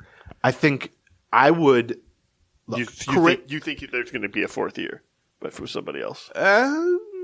I don't know. I don't think the Twins are going to give him a fourth year. I would be surprised. No, I wouldn't want the Twins to give them a fourth year. He's a 32-year-old, average-ish catcher. Right. He's good. I think in other off seasons 5 years ago, he'd be getting 2 years, $18 million or something like that. But as we said, there's an inflation going on. Well, and the catching market is particularly tight, especially because you've got a couple catchers on the market, and it sounds like both of those teams are looking for the world for the trade market. For the trade market. And right. The Blue Jays have like 9 catchers that they're looking. What worries me about them being in with a bunch of other folks on 3-year deals, even if he doesn't get a 4th deal from somebody, is that they're going to be offering him a 50-50 split or a 55-45 split. But I think a lot of teams are taking that approach now. I mean, I don't think you don't think any of the offers he got from. I haven't actually thought about what other teams are in on or checked their catching situations, but you don't think anybody's got a 70-30 situation? I just think there's so few teams, and the Twins have talked about this being their approach on the record. I think I've written about this. Sure. There's so few teams now that are like, oh yeah, we start that guy 125 games a season, and then we got a backup who starts on Sundays or whatever it is. Right. There's so little of that now, and we saw it. They tried to do a split with Jeffers and Garver, didn't really work out. Right. They kind of tried to do that with Jeffers and Sanchez last year, and it didn't really work out. But that was more performance related issue. Sure. I think if Christian Vasquez were to sign with the Twins, and they would like to sign him, they've made a multi-year offer to him. He's their number 1 catching target. I'm able to confirm all that stuff. Right. He would be the 1A to Jeffers' 1B, but it wouldn't be a 1-2 situation necessarily. Yeah, I think now, if he says to you, I like the offer, I like all this, but I want to start 100 times a year, then the decision you have to make is, do we want to put Jeffers into purely a platoon role or purely a backup role? Right. Or do we want to trade Jeffers? Right. Are we so convinced that Christian Vasquez is an upgrade at catcher that we'd be willing to trade Jeffers instead of making it a timeshare? Not because Christian Vasquez doesn't want to work with Jeffers or anything, but because he might be getting offered a bigger share of a timeshare elsewhere. Right. And then you're suddenly in the market for a catcher again. Right. But maybe that catcher can be more of a Sandy Leone type. I'm not backup. sure that Vasquez is superior to Jeffers. Well, it's tricky, right? Because the difference is Vasquez has been an average-ish catcher for like 7 years. Next guy, he's got a major league career. He's 32 years old. Right, yeah. And his style. But I'm not talking about those years either. I'm talking about 33, 34, 35. True. First That's of all, true. Right? And He's I'm been talking very about Jeffers, durable. it's what, 26, 27, 28? Right. Vasquez has been incredibly durable, but as we often talk about, that can be a pro or a con. Right. That can mean he's likely to remain durable, or it could mean he's got a lot of mileage on him and is about to fall apart. Right. I think it's interesting stylistically. They talked 2 months ago when we were at the fall v end of season thing. He basically said, I'd love to find a left-handed hitting catcher to pair with Jeffers because Jeffers crushes lefties and struggles against righties. You bring in someone like Omar Narvaez. Who, by the way, I can't believe I'm not hearing more about. They're not interested in him. They don't. I'm not saying they wouldn't sign him to some deal. I can't find anybody that's interested. Yeah. There have been no rumors about him whatsoever, which I agree. The Twins are not I feel like there's something I don't know. I think if the Twins were to miss on Christian Vasquez, obviously a trade for a catcher is always possible, but I think their fallback plan from that is Tucker Barnhart, who's more of a traditional glove first veteran, more of a backup. Tucker Barnhart is going to be the 1B to Ryan Jeffers 1A, whereas Christian Vasquez, the reverse of that would probably be true. But the weird thing with Vasquez is he's also a right-handed hitter, as is Jeffers. But he's a right-handed hitter with fairly neutral splits, which is he's always going to be a little bit better against lefties. But so you could potentially kind of platoon them, even though they're both right-handed, and you play Jeffers against the lefties, who he crushes, and you play Vasquez against the righties, who he holds his own against. Except that's 2/3, 1/3. Oh no, you're right. Yeah, that's 2/3, 1/3. Yeah, 1/3, that's true. And you can give Jeffers some playing time, but it's not really fair to Vasquez. Yeah. I don't think he wants to sign up for that. Right. From a playing time standpoint, they can maybe make it work. But he's the free agent. He gets to choose. You're just losing all of your sort of very favorable matchups against lefties. Yeah. But what you get in Vasquez is a stronger arm than Jeffers. Not a stronger arm, quicker release than Jeffers. They both actually looked up the pop times, which is how long it takes the ball to get to second base from a catcher's pop time. But there's a lot of ways that can work, right? People focus on arm strength. But if it takes you 0.5 seconds longer than another guy to get the ball from the glove to your arm, to your hand down, to release it, and that's Jeffers. He's not slow, but Vasquez is much faster. Vasquez is more durable. he's got the veteran shine to him. He's considered a good clubhouse guy, and he's worked with some very, very good pitching staffs, obviously. Sure. His offense is much less, much lower ceiling than Ryan Jeffers, theoretically, but he's at a higher floor. Right. He's demonstrated a higher floor. He's been an average hitting catcher or better, I think, in like 6 of the last 7 years, including this past season, which, as we've seen with Jeffers, when you try to play Jeffers every day, he's either gotten hurt and or he's struggled too much against righties to make that work. But I'm very confident they're close to adding a catcher, I will say. Now, whether that comes before or after a Correa decision depends more on Correa than their pursuit of a catcher. They're not tied together, which is also, I asked Fulvio about that. Like, do you feel pressure? I asked him before Bogart signed, so maybe that's changed. But do you feel pressure that it becomes dangerous to kind of hold up everything else waiting for the Correa decision? Because in the meantime, guys are coming off the board, not only big names, but like if Christian Vasquez signs elsewhere and you haven't been fully engaged with him because you've been putting all your eggs in the Correa basket. And they've made it very clear, there are some things, we're not going to go sign Dansby Swanson and continue to talk to Carlos Correa. That just doesn't make any logical sense. Right. But we can go sign a reliever or a fourth outfielder or a starting catcher. We know the parameters of. Well, they certainly have the payroll room, right? I mean, they have the payroll flexibility to go and sign a under $10 million guy and also Carlos Correa, most likely, right? And if they don't, they also have options in terms of like trading away Max Kepler or trading away Luis Arraez, which is the next. Although I segue for you, baby. I've gotten a few, baby. Never call me baby, John. Darling. Thank you, darling. Sweetie. Honey. I could go sport or champ. Do you remember there was a bartender or server at Mason's that we liked? Her name was like Tanya or something. Yeah. She would come on the podcast. Yeah, that's right. Yeah. Before I had my current girlfriend, and I would try to, talk to her, and then she dropped a keg on her foot. Do you remember? And she broke her foot. That's right. I don't remember, but I remember I called her honey once on the air while we were recording. She would come on and bring us beer or whatever, and I'd try to flirt with her or whatever. And I remember I said I was probably drunk or whatever, and we knew her. Like she knew us by that point. And I remember I just very casually said thanks, honey, and people got so mad at me. Well, and they're right. I don't normally speak like that. No, but that's the way she talked to us. Right. I felt like we're friends. Yeah. No. Yes. No. I'm telling you that you were reciprocating the. I had the wordplay that she was doing also. there. Right. But what I'm telling you is, don't. I should call you baby. Don't flirt with me. Certainly at 9:30 a.m. John. Wait till midnight to flirt Friday. with anybody. Yeah, it's Friday. Let's get wild. All right, honey. All right, sugar. Gary Sanchez, I've been asked about a lot. Yeah. I wrote a month ago at the beginning of the offseason going over the catcher options, and I didn't even list Gary Sanchez. And people were going nuts in the comments I think Gleeman's way off here. Sanchez would be a perfect fit. I can tell you today, they ain't re-signing Gary Sanchez. I'm not saying it's because they think he's a bad dude. Right. I just think they don't view his upside as being significant, having watched him now for a year. And you can just look at the numbers. He hasn't been a high impact hitter consistently for 3 years now. His defense was less bad than they expected, but it was not good.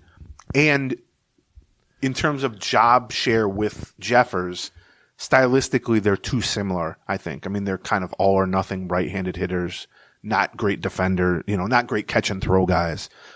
So I would expect Vasquez is who they would like to sign. I think Tucker Barnhart would be their sort of, oh crap, we didn't get Vasquez. Who can we get now? Right. Sandy Leon they liked, and I liked Sandy. I mean, Sandy Leon was beloved in that clubhouse for the month he was there or whatever. But Sandy Leon is in rough shape physically, and he just doesn't really hit. I mean, he would be what we were talking about. If you had a 125 game catcher, he could be your 35 game catcher. Sure. But if they're looking for a couple of 80 game catchers, you're not going to want to trot out Sandy Leon physically or from a hitting perspective 80 times a year. So, but I don't think anybody's too broken up about Sandy Leon. I mean, I understand. I am.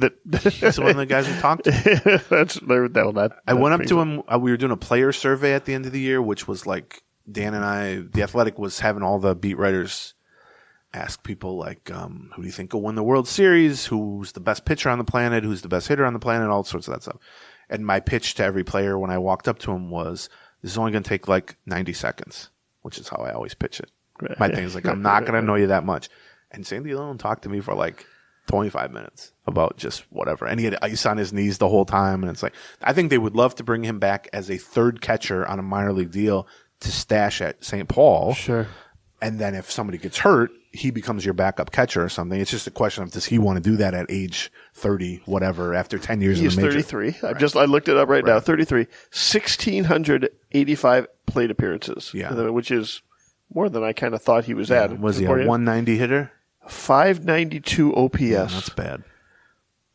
Yeah. 210 batting average. Yeah. So he is above the Mendoza line. And he's 33. I would estimate his knees are about 300 years old. And I say that as someone whose knees are 300 years old. But so, yeah, I would expect a move for a catcher relatively shortly. On the trade front, so, you hinted at it earlier with the pivot aspect, which is when Correa does sign elsewhere, the Giants or whatever, then it's like, okay, now what? Now what from a roster standpoint? Now what from a headline grabbing, fan morale standpoint? And now what from a spending standpoint? You got a bunch of money. What are you going to do with it? And, in terms of impact players, the easy one now. It's Rodón. Well, or Swanson. I mean, the easiest one is you missed on your number one shortstop option, the number 2 and 3 shortstop options, or you missed on your second shortstop. They didn't make a run at Trey Turner. Right. But Trey Turner and Bogarts are off the board. It's just pretty straightforward to be like, okay, let's try to sign Dansby Swanson. But I don't think that's particularly likely in the event that Correa doesn't sign with the Twins. I think Dansby Swanson's going to get an incredibly big contract, much higher than people estimated. And I would be surprised if the Twins – I think the Twins – What do you think Dansby Swanson gets? $200 million? I mean, like 8 years, 200 million, $200 million. I mean, something like that. Yeah, I mean, he's going to get a massive contract. I mean, the idea that he was going to get like 140 or something is out the window. I don't know that teams are – well – Brandon Nemo just got $165 million. But first of all, I will say this. The crazy contracts that we're seeing – they're all Boris clients. I mean, right? No. Well, I mean, what was Judge's contract crazy? No, but Judge's contract was not crazy. Everybody expected $40 million a year through age 40. Did anybody not think he was going to sign for 9 years, $360? Oh, that's well above. No, I know that's the highest number, but I think coming into this offseason, that was a reasonable. No, but Trey Turner wasn't a Boris client. He got $300 million. I mean, everybody's just getting. I mean, think of DeGrom. Did people think DeGrom was going to get 185 for 5 years? No, I think that's a good point. DeGrom is a good one. Everybody's getting paid. I mean, we're seeing mid rotation starting pitching has been crazy. It is a good year, and we talked about. It's a good year to not be. I'm not going to say the Twins don't need rotation help, but it's a good year to not be desperate for rotation help because you see like Jamison Taillon. Or Taijuan Walker, or Zach Eflin with the Phillies. Right. These dudes are signing 3 or 4 year deals for $15, $18 million a year. Like, I mean, we got people Kyle Gibson is sitting there going, if I was just a little bit better next year. So is every team he pitched for. Well, I mean, there isn't that much difference between Zach Eflin and Kyle Gibson, right? I mean, we got people moaning about Buxton making $15 million. Like, I want to talk about that too. Lot. Taijuan Walker is going to make more than Byron Buxton. Jamison Taillon is now making more than Byron Buxton. Like mid-rotation starters with injury histories are making more than Byron Buxton. As a complete tangent, I wanted to talk about that. I was interested to see what kind of contract Nemo would get. Right. Because there's an oft-injured center fielder. Yes. Right? Now, his specialty is getting on base as opposed to slugging home runs. Right. And he was healthy last year for the first. But the previous 3 or 4 years, he was as banged up as Buxton. Exactly right. And he got an 8-year, $160 million contract. Yes. Yeah, that's $20 million a year. 6 years and $90 million left. And he's older than Buxton too, right? He's got to be 3 years older than Buxton, right? I just thought, can you imagine what happens if Buxton hit the Now, I think if Buxton hits the market this year, he's probably signing a 1-year deal, or one of those 1 year with an opt out, or maybe a 4-year deal, but he's got an opt out after 1 year, something like that. So completely wrong about you think that. so? I think Byron Buxton would get $150 million. He's still not running. Or he's just started running like 2 weeks ago. Do you know what I mean? Like he's coming off of an injury that is an injury. There is not a doubt in my mind that he would sign for more than the $90 million the Twins owe him. Now, if he chose to sign a 1-year deal, well, that's what I'm thinking. I would think he'd be trying to, but he would have no reason to do that, which is why it's such an undermarket deal with the Twins. We talked about that at the time. There's no. I mean, look at no. I agree with you that it's Walker way got under $75 million. Like I know, but Taiwan Walker. Everybody's baffled by the Taiwan Walker contract. 96 years and $90 million is like fourth starter money or third starter money or average-ish outfielder. I think like. But did Walker go to the Mets or the Phillies? Phillies, 4 years, $72 million. Those three teams. I don't mean Phillies, to rip on him. I think just, Taiwan Walker's good, but like the what 15 million or 18 million or even 20 million at this point kind of gets you on the free agent market is a huge jump from even like 3 years ago. Yeah. Think of I agree guys with you. like Taiwan or Taiwan Walker, Zach Eflin, these kind of, number 3, number 4 starters, good starters. We think back 3-4 years ago, they'd get a 3-year deal for like $12 million a year, or maybe 14, $340 or $336 or something like that. We saw that even a couple like Steven Matz or whatever. Now they're getting like $470. And I mean, there's still some guys on the board that we're going to see probably go off for even higher than that. And so do the math on that. That's $15, $18, $20 million a year. And so I know people criticize Buxton for injuries and all that stuff, and that's true. He needs to stay healthier, but $15 million a year, what does that actually get you on an open market? That gets you a player, especially for a center fielder. That is, it wouldn't even get you a starting center fielder. Right. Clay Bellinger is coming off back-to-back horrendous years. Got $17.5 million on a 1-year deal from the Cubs. Well, Nemo is 31 years old, and he's been hurt most of his career. We had one good year, and he got an 8-year deal. He signed through the time he's 39 for 25% more money per year than Buxton. Right. Yeah, that's why I was so interested when I saw that one. I was waiting to see what kind of contract he would sign because I kept flashing back to last year. Just to finish up here, because they're going to kick us out of this room. No, they're not. Nope, I reserved it. Oh, you reserved? He's 29. He was 29, not 31. Was he 29 age 29? He's 29 right now. 29 and 257 days. Right. So it'll be his age 30 season. Yeah, starting with 30. Yeah. So, I had a team employee for another team come up to me and say, next time someone kicks you guys out of the room, you should interview them. You want to interview the? They liked last week or whatever when we were like somebody came in and booted us. We were talking about something. Yeah, that's right. Well, I know the people that are booting us out of here. They're because I guess I must have described. They live in my building and they work on and it seemed intriguing to them. They're on the committees. Yeah, want to hear us fight with somebody other than each other, I guess. We're not going anywhere. What do you want to do about it? Yeah, John's a big. I'll bring the mic over to her. You honey. That's you. Yeah. I'm a sweet talker, John. You know that about me. John is one of the few people who's seen me try to sweet talk people. Of course. It doesn't really work. I didn't find it effective, really. It doesn't work now with my girlfriend, the sweet talker. Lord knows. I came home last night at like very late because, you lose time coming back from the West Coast, and I didn't fly out till the afternoon, and I walked in the door and she said, welcome back, blah, blah, blah. She said, you got about 20 minutes before I go to sleep, so say whatever you got to say. And I was like, okay. That was about Chrissy and I last night. And she said, she was like, I would advise you leave out the baseball related stuff. And I was like, all right, that's fair. She's like, you got limited time. It's like when a comic goes on the Tonight Show and they're like, you got 4.5 minutes. Do your best material. Like, don't start with the BS. Like, don't tell me how Dan was and how Ken Rosenthal was. I picked up Chrissy at the airport last night at 9:30, and I'm like, I'm tired. You've got about an hour to unload about your family. Oh yeah, that's a whole nother. Get started. Go. Yeah, I like to unload is good. I like to unpack all the things I've put in my brain over the last 5 days, which I guess we're doing on this show. But so from a pivot perspective,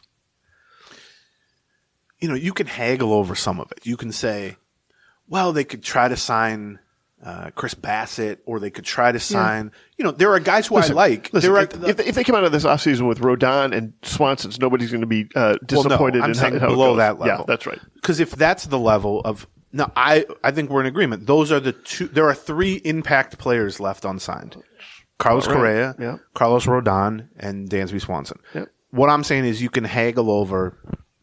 Are there another 5 guys who are close enough to that? Sure.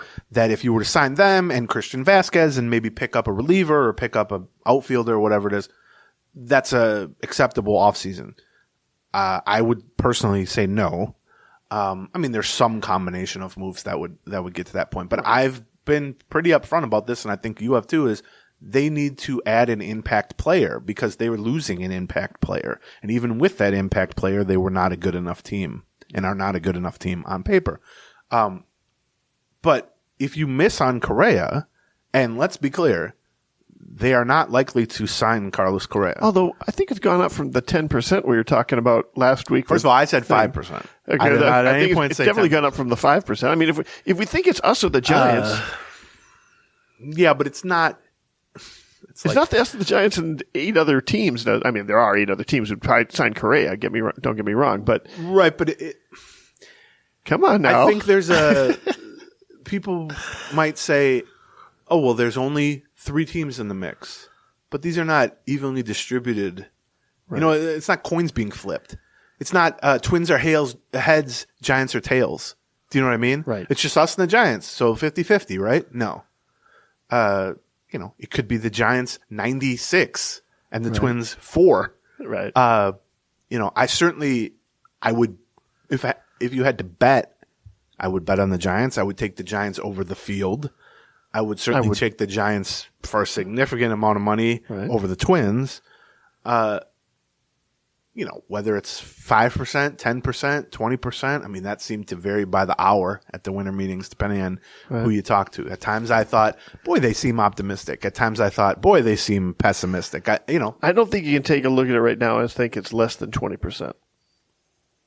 I mean, if you want to give me 5-1, I'll take it. Oh, okay. Yeah. I guess we're not supposed to bet on such things, but, theoretically.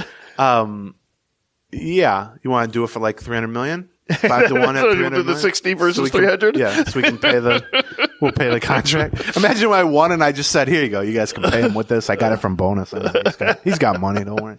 He's got that Twins Daily Empire. But if you don't sign Carlos Correa, I don't think 20% is like crazy unreasonable. I just think it's too high. But I'm... Yeah, I know. You're going to downplay it. I was interested to say you would bet on it. Because that does actually show that, it's 20%. You got to leave. My 100 versus your 500, Yeah, okay. I mean, that does show that my 100 versus your 500. Meaning, oh no, yeah, you're right. Right. Right. They sign him, I get 500. Yes. If they don't sign him, you get 100. Yeah, I'm not going to bet on that. I don't bet on baseball, but yeah, I think that's because it's the same. Like people look at the division odds and they go like, how can you be leading the division in May 15th, but you're only 40% to win the division? Right. Well, because everyone at that point has some slice of the pie, and so 40% is actually a lot. And so what I mean with this is, we may perceive it as the Giants are the biggest threat to the Twins, but do the Cubs have a 4% chance? Right. Yes, right. Do the Dodgers, for sure. could the Dodgers change their mind? Could the, whoever? And so you start to chop away you start with 100, obviously, and you start to chop away or chip away, and you might chip away 20%, just distributing 1% here and 1% there. So if it was 100 to 1,000, which side would you take? Well, that's 10. So you're saying 10%. That's right. Oh, I think 10% is reasonable, probably. So which side would you take? I would call 1-800-STOP NOW, which is if you have a gambling problem. I think that's actually the number. Because they have to show it on all these DraftKings. Check your call history. Let's see. Yeah. They won't take my call anymore. They were like, this is not a place to get picks.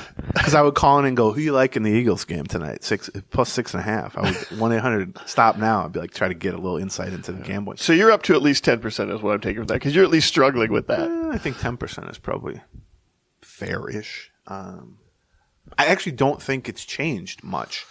I don't think they consider themselves in a significantly better or worse position Well, I think than they were. I think some of the options have been eliminated, but also there's not they're not the last man standing here. And as Falvey said, I don't think there's a greater than 50% chance. I think, like in your mind, what you're kind of referencing is, are they the lead in the clubhouse at any point? Well, they're not the lead in the clubhouse, absolutely not. And they were never the lead in the clubhouse. But Correct. I think what we have seen is that, part of the reason we were doing 5-10% is we're like, because every time you try to sign a free agent, it's 5 to 10%. There's so many teams in on a good free agent. But what we've seen is that it feels like most of those teams, they can still jump in. You can still get a 4% chance that the Cubs decide to come home with a $330 million contract or something like that, right? Right. But the truth is that most of those teams have fallen away. But all I'm saying is, yes, most of those teams have fallen away, but that doesn't leave even odds with the teams that are there. Right. I think, if anything, that has been clarified, as the Phillies get taken out of the mix, as the Padres get taken out of the mix.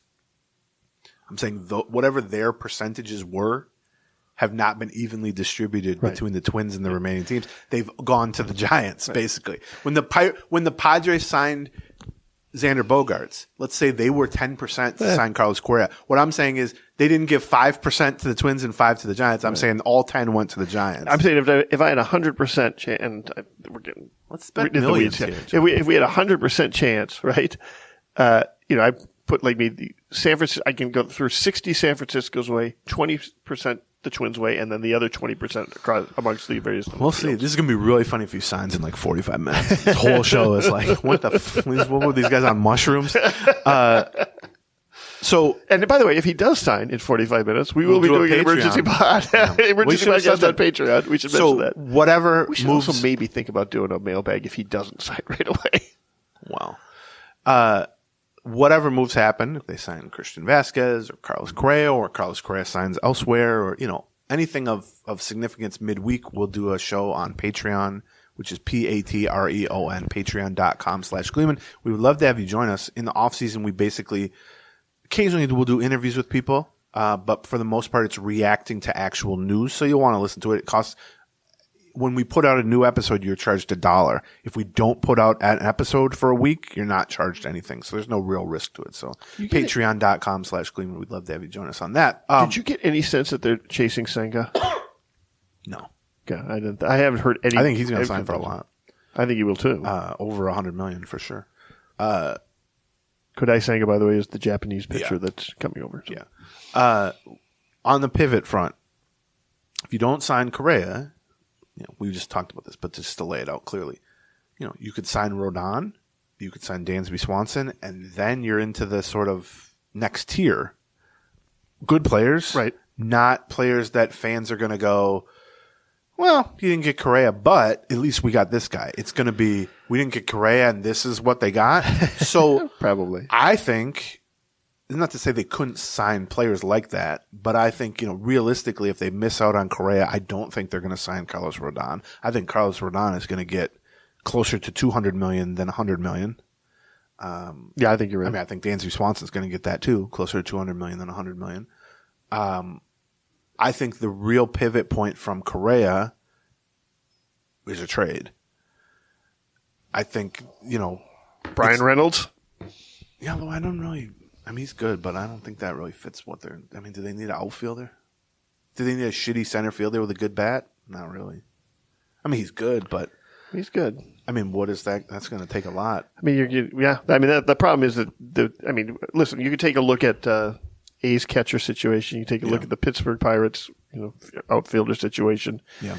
You can take a look at Pablo Lopez, who is also rumored to be in discussions. Right. Those are.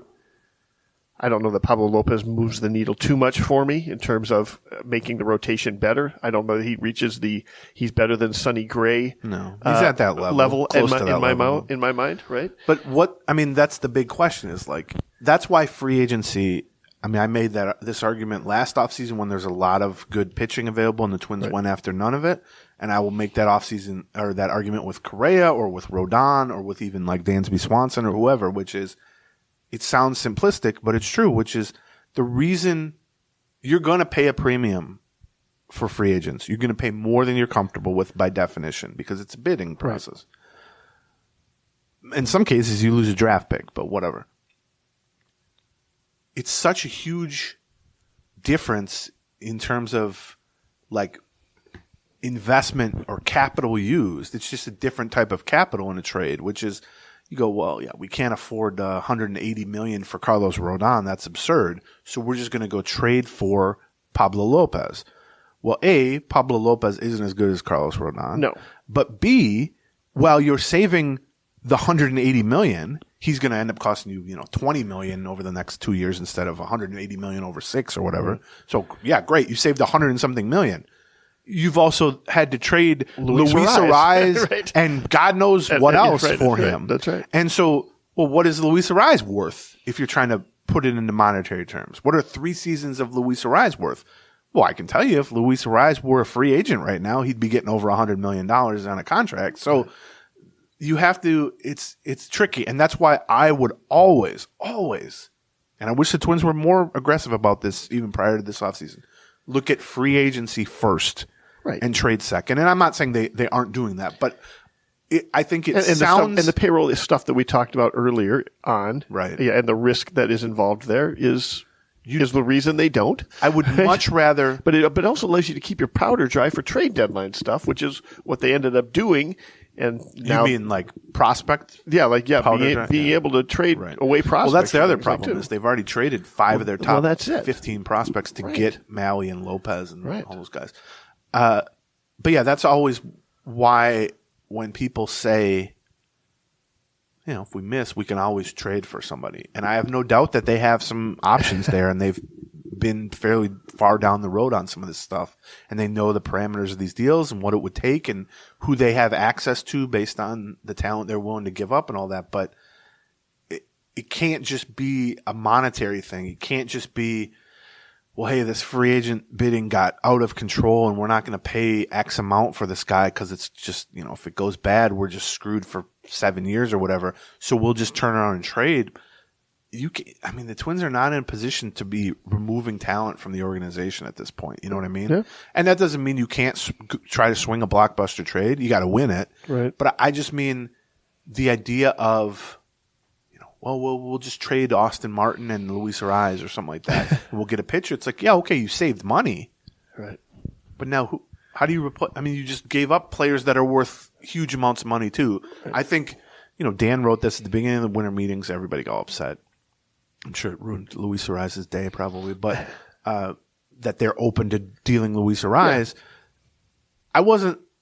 I know that, but I wasn't surprised by that because just logically, if you were to say they're going to go try to trade for a frontline starting pitcher with team control, and then you flip it and say what the team they're talking to about that pitcher, what are they going to ask for? Right. Well, it's either going to be like 3 top prospects, of which the pickings are slimmer than they were 6 months ago on that, or from the major league roster. Well, who the hell would we ask for? Right. If I said to you, John, pretend you're the Marlins, who on the Twins roster are you asking for in a trade on their major league roster? You know who you'd say?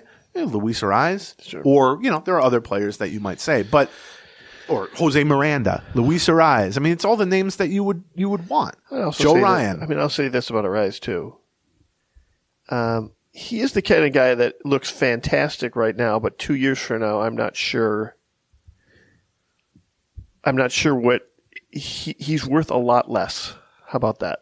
That, you take a look at him now and he's like, well, he's still got some, middle infield or infield sort of shine on him.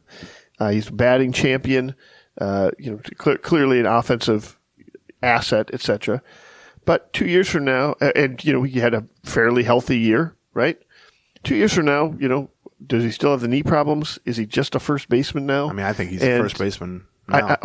I do too, but I'm not sure. You're not going to see much of him in the infield. I mean, third base. I agree with you from the Twins standpoint. I'm saying in terms of talking to other teams, Sure. you can still market him as an infielder. Sure. You can't do that after he's played first base or DH for an entire season. You can no longer claim that but he's serviceable at third. You know, I mean, if they could trade Luis Ariz for like a legitimately, Sonny Gray or better pitcher who's under team control for multiple years, I would absolutely do that. I just am very skeptical that they can do that. I agree with you on that. Even someone like Pablo Lopez, who I like, but I don't think that's like a no-brainer trade either. I think Luis Ariz is when Luis Ariz is at his best, he's a great player. Yeah. But there's the injury concerns, there's the defensive spectrum concerns, which he's already at the bottom of that. Right. And when he's hitting 320, and he's going to start getting expensive. Like he's although I don't think he's going to get like hugely expensive. But yes, he has 3 years of team control. He's not going to be cheap anymore. But I guess when he's hitting that type of player with very limited power at a non-premium defensive position or playing poorly at a premium defensive position, well, yeah. If he's going to hit 320, he's really good. Right. He's an all-star. But if he hits like 285 and he's playing first base, he's like a replaceable player. I'm not saying he's a bad player, but he's not. He's like, late stage Doug Mankiewicz without the defense or something like that. Exactly. I mean, he has to be. And the Twins have seen, him hitting 285. Right. The year before this, 2020. Or 2021. Or maybe all of September. Like, I don't even know where he went. I think his legs and his overall health are a real concern. Right. And we've talked endlessly about this for the last couple of years. It's already cost him a lot of games. It's already cost him production down the stretch. I mean, he was not a good hitter in August and September, and it's already forced him down the defensive spectrum. And I mean, if listen, I'm going to root for him to win a batting title, but what is he going to make this year in arbitration? $4 million. He gets a second batting title. What is he making now? $9 million. I'm not concerned about that part. I mean, he's never going to be expensive. He's never going to be even half what he would get on the open market, I don't think. Plus, I also wonder how quick is arbitration going to adjust to the inflation that we're seeing in free agency? Because it's meant to mimic, that's right. in some ways, free agency, but it's not built to mimic a thing jumping 25% in one offseason. Well, and in fact, the lower AAVs kind of help that too. Do you know what I mean? That's true. Yeah. It also helps the qualifying offer from a team standpoint, because all the qualifying offer is the average of the top 100 salaries. That's a fair point. So if everyone has a lower AAV because the contracts are longer, then the average salary is a lot shorter. The guy, I mean, this is no surprise, but the guy talking to tons of people with and away from the Twins about Kepler. Right.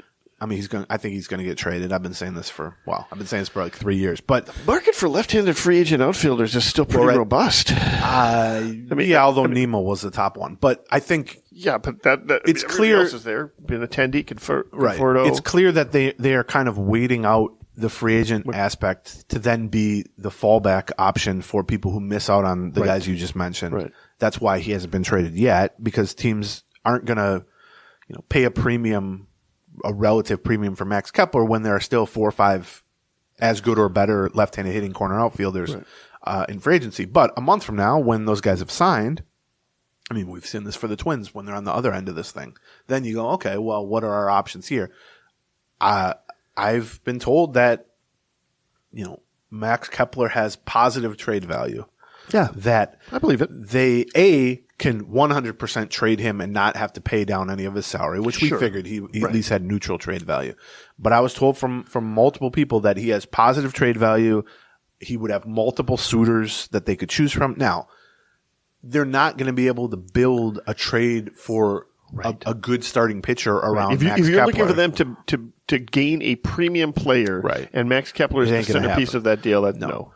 I mean, if you're trading, he might be a throw-in on that if deal. You're trading Luis Ariz and Austin Martin, and Max Kepler's the third player in that deal, maybe you're probably getting a pretty good player. I think more likely we're going to see Max Kepler traded at some point for a prospect or two, or I think that's two. I mean, I don't even think it's realistic to trade him for like Danny Jensen, the Blue Jays backup catcher, who's pretty good. I think it would require a lot more than Max Kepler for that. I mean, I think Kepler has positive trade value. Maybe a good solid reliever. Yeah, something like that. I mean, they're confident they can trade him if they want. I also tried to ask around a lot with all my analytics nerds who are in front offices. That's my demo for people who chat with me. The middle management nerds. Okay. About the shift and what are we talking about here for guys like Kepler or guys like Kyle Schwarber or these left-handed hitters who hit these low line drives to the right side, who theoretically are going to see fewer shifts or less extreme shifts.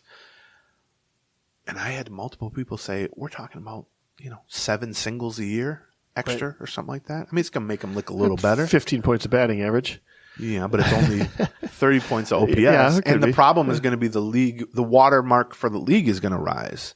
Right. Yeah. So it's, comparatively, you're only rising, 11 points or whatever it is. But there may be teams that are, I guess, more willing to believe that Kepler has upside because you can at least point to that as a potential change in the environment, as opposed to just saying, well, we think Kepler has upside just because he's who he is. You can at least point to something as a reason for thinking that. So, yeah, I mean, I still expect Kepler to be traded. I don't think it's 100% or anything that he's traded, but I would expect him to be traded. Although, certainly if they don't sign Correa and they don't sign someone like Rodón or Swanson, then clearing his $8 million off the books doesn't really have that much value for anything. I mean, unless you are trying to open up that spot in the outfield for Brian Reynolds or something like that. You know or what I mean? Just Matt Wallner or something like that. And by the way, that is one of the things that has hurt the Twins, not only in terms of, you said there's only 3 real premier players left, right? Yeah. But the second tier players that would provide a big bat that you could plug into Kepler's spot or plug into first base or DH or something like that. Yeah. There's been a run on them. Yeah. I mean, Josh Bell and Abreu and Haniger and I thought Haniger would have been good. That was one of the areas that moved quickly. Yeah. People went out and grabbed big bats. Yeah, I mean, Jose Abreu, who's like 37 or something, got 3 years, $60 million from Houston. Mitch Haniger, who hasn't been healthy in like 5 years, got 3 years and like $45 million from the Giants. Josh Bell signed a 2-year, $30-something million deal with Cleveland, but has an opt-out similar to the Correa deal after the first year. The Twins did talk to Josh Bell. I confirmed that. But basically, he wants to play first base every day, which they were not willing to do because they wanted to DH him some. Right. And he wanted to be able to opt out after the first year, but have the protection to opt in if he has a poor year at, $18 million or whatever it was, which is a little tricky. It's a lot trickier for someone like Josh Bell than it is for Carlos Correa. Right. Because what's the upside of Josh Bell is, he hits 30 homers. He's a good player, but it's not an MVP type of performance. JD Martinez is still out there, right? Who? JD? Yeah, but he's just a DH. That's the problem. Right. I ran into Nelson Cruz. He was sitting behind me at the Rule 5 draft. Oh, yeah. He's definitely playing to play this year. Yeah. I saw that story. It was a good story. I love that he's looking forward to being the general manager of the Dominican Republic. Yeah, that's why team. he was there. There was awesome. A press conference for the World Baseball Classic. Yeah, he's the GM and player. Right. He definitely wants to play. I mean, it wouldn't be surprising to me if he got a DH deal, a 1-year deal. I'm skeptical. I think he's probably, once it goes south at age 40 something, it usually does. There's usually no rebound at that point, but I hope it, he's a great guy. So I hope it does happen for him. I think the Twins, as fun as it would be to have him around, and everybody loves Nelson Cruz, I think they like the idea of leaving the DH spot open to rotate guys through, particularly if someone like Buxton is going to need time at the DH spot. I think they like that idea too. It'll just be interesting to see if they've got $40 million left over, if they get a big bat out on the market that can only play DH if they pivot. You're saying should they give like $30 million to Nelson Cruz just for old times? I was thinking that JD Martinez. We don't. I don't know that JD Martinez is that amazing. No, I'm not saying I'm not saying I want to give him $30 million. I think JD Martinez is a pain in the ass. Is he? Is what I've heard. Okay. Possibly not. I don't know why I say that, because I'm a pain in the ass. So people probably say, I think Gleeman, no one? I think Gleeman is a pain in the ass, is what I've heard. Hello. Hey, look at that. We fought them off. They tried to get us to change room, and I gave her the evil We eye. are at the 2-hour mark. Okay. So let's finish up here with they moved up in the draft lottery, which I attended the first ever draft lottery, which was a made-for-TV event in Ballroom C of the Hyatt Hotel with TV cameras. They split the room, so it was like this mock stage that they made, which was just tables with like sheets over them. Okay. Sean Johnson, who's the vice president of amateur scouting for the Twins, represented them. It's like the NBA draft lottery, where somebody from every team sitting at a table, and they went around the room. But the other half of the room that was not shown on television is just 100 writers just standing there going, what, who's that? Are they unveiling? Yeah, right. And they kept having to tell us to shut up. Because if you put 100 writers in a room, they're going to start gossiping. And you could hear the, like, getting, and then they'd be 10, coming back in commercial in 10, 5, 4, shh. Which was so funny. Sean Johnson was seated in the back because they were scheduled to pick 13th if they didn't move up in the lottery. That was their natural position out of 18? 18. Yeah, because it's the non-playoff teams. Right. Then it became clear because it works the same way as the NBA lottery. Once the order they read it from back to front. And so you go, okay, that's chalk. Nothing changed there, nothing changed there, nothing changed there. And then one changed at the Twins spot. Right. It wasn't the Twins picking 13th. Right. And so that tells you the Twins jumped into the top six. Into the top six somewhere, right. And then they go so they get to the top six, which the only teams that moved into the top six were the Twins and the Rangers. Okay. The Twins jumped eight spots, which ended up being the biggest spot. But so they went to commercial break, not knowing the slotting of the top six. Right. And then they moved Sean Johnson from the back to the front. Right. He said afterward that he quoted George Jefferson about what it felt like moving on up. He was so great afterward because he was very excited. After we walked up to him to talk to him, and I said, "What do you think about the draft lottery?" And he goes, "I love it." And I was like, "Yeah, okay, but setting aside Winnigan," and he's like, "No, I refuse to set aside Winnigan. I love it." But he said, he goes, "All week I've been telling all our guys, I got a feeling about this. We're going to move up." And he said, "Now, in fairness, that's the same feeling that allows Las Vegas to build giant casinos." Right. I was like, yeah, a lot of feelings. But so they ended up getting 5th from 13th, which is the biggest jump that any team made. Oakland really suffered. Pirates got the first pick. Right. There's a few things here. I mean, obviously going from Oakland was supposed to be one of the top 3 picks, and they ended up falling out of the 6. They had they had the highest. They were tied for the highest percentage chance to get the first pick, and they ended up going to 6th, which was a bummer for them. You could see it's just they're not used to this. Like in the NBA, teams, they've been doing the lottery for long enough that it's like you expect it to be more fluid. But like Oakland's been thinking about having a top whatever pick now for months. They've been scouting guys based on that, last season at the end of the season. And now it's like, oh no, now you pick 6, which is a whole different thing. Now it's less valuable moving up than it would be in the NBA or the NFL or anything like that. Because baseball draft picks are much less. But you get a lot more money to spend. Well, that's the other thing. That's the big thing. It adds a little over $2 million to their signing bonus pool. And when I tweeted that, everyone went, well, the pool ads won't spend the $2 million. Every team spends 100% of their bonus pool. Right. What that they will means, be thrilled. Right. To be what that means is their available money that can be spent on draft picks increases by about $2 million. Now that can become very straightforward, which is now you're picking a guy 5th instead of 13th. That guy might cost $2 million more. Or you can try to pick a guy for under slot in the 5th spot and then use $1 million of that money to try to get a guy with your second pick that maybe was a top 10 prospect, but had demands that dropped him out of it. There's a lot of things which the Twins, the Astros did that with Carlos Correa. Right. The year Correa and Buxton went 1-2, Correa signed for below slot, and they used the savings on Lance McCullers to get him. So yeah, that's almost as big as the actual 8 spots of moving up, is now having $2 million more to disperse to try to get people signed. Right. It's also everyone I talk to, and they got a supplemental pick now as well. Yeah, which it also 34 or 35. It's going to end up being. So that provides another. That can be traded, by the way. Yeah, that's interesting. Yeah, those competitive balance picks can be traded. Yeah. So that not only provides them, another pick in the top 40 or top 35, but it comes with but it also comes with more money that you can spread around. To answer one question is, do they pick 5th in all rounds? The answer to that is no. No. It's only the first round. Right. The other thing, I talked to as many people as I could, some of the Baseball America guys, some of the scouts from other teams that I ran into about the draft class. Now, it's too early and it's just nonsensical to be like, here are the 5 hitters that they – but the idea – and Sean Johnson – although if you'd like that, we did have 2 stories on Twins Daily about that already. No, take them down. It's too early. 7 hitters and 5 pitchers, something like that to look at. 12 players for the 5th pick? Something like that. Yeah, well, okay.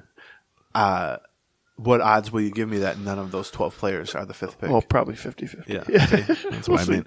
But everyone seems to be in agreement that there isn't necessarily like a Bryce Harper or Ken Griffey Jr. Number 1 pick, although it's still very early. I mean, the season hasn't started.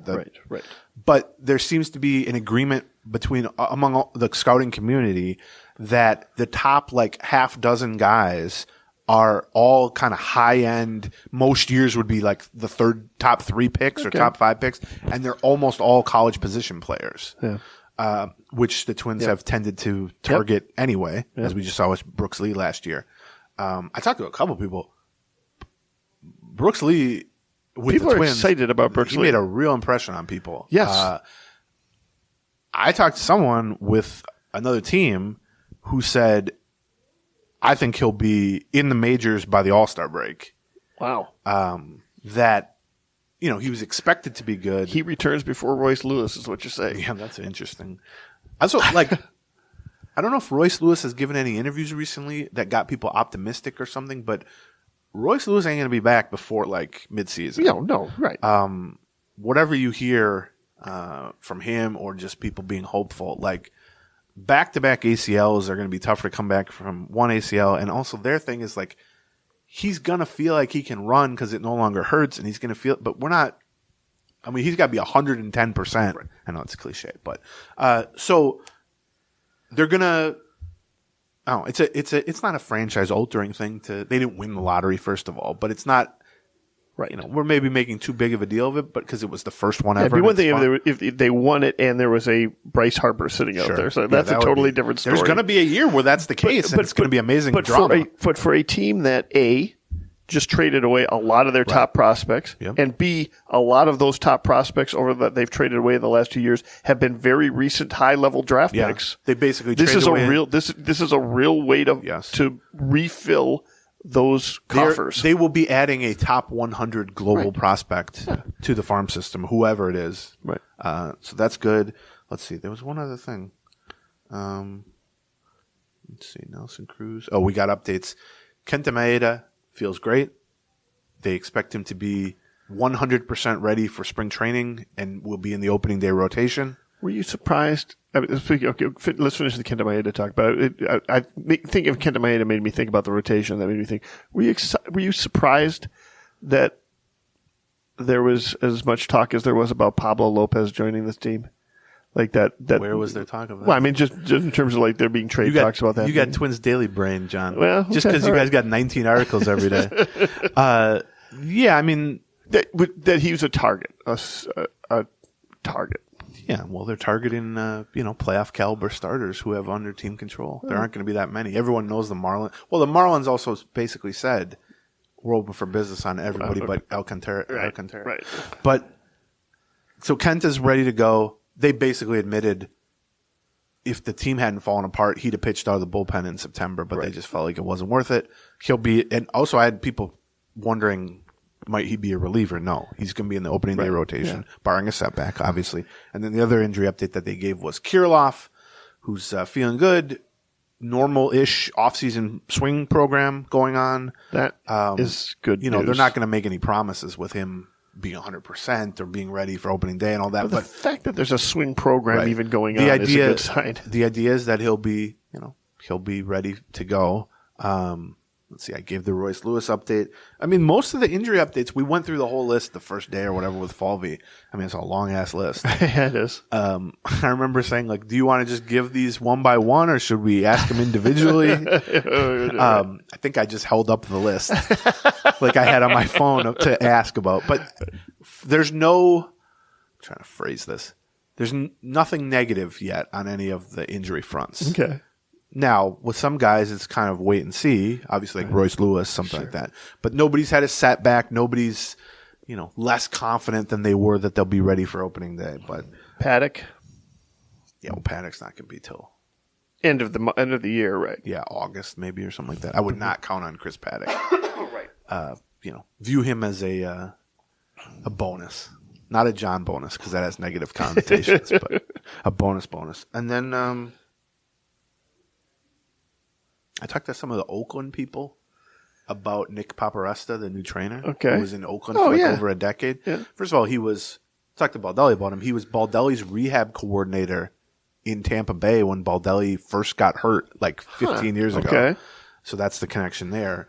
The people in Oakland, including some of the Oakland writers, they said they spoke very highly of him in terms of like communication skills. Okay. Which I think the Twins felt became a problem. Not so much talking, but like keeping a clear, consistent message on a lot of the stuff between players and all that. And I think he's just a veteran. He's worked over a decade for the A's, whereas Michael Salazar was in his first big league role like that. So I think the hope is he's more capable of kind of running a department because he's run a department for 15 years, whereas Michael Salazar was stepping into something where he was learning as he was doing. So their hope, I think, is – but yeah, all the Oakland people speak very highly of him. Well, the communication aspect is an interesting one to me just because I can imagine that is one of the more significant challenges within organizations around injuries in general, but specifically amongst the Twins.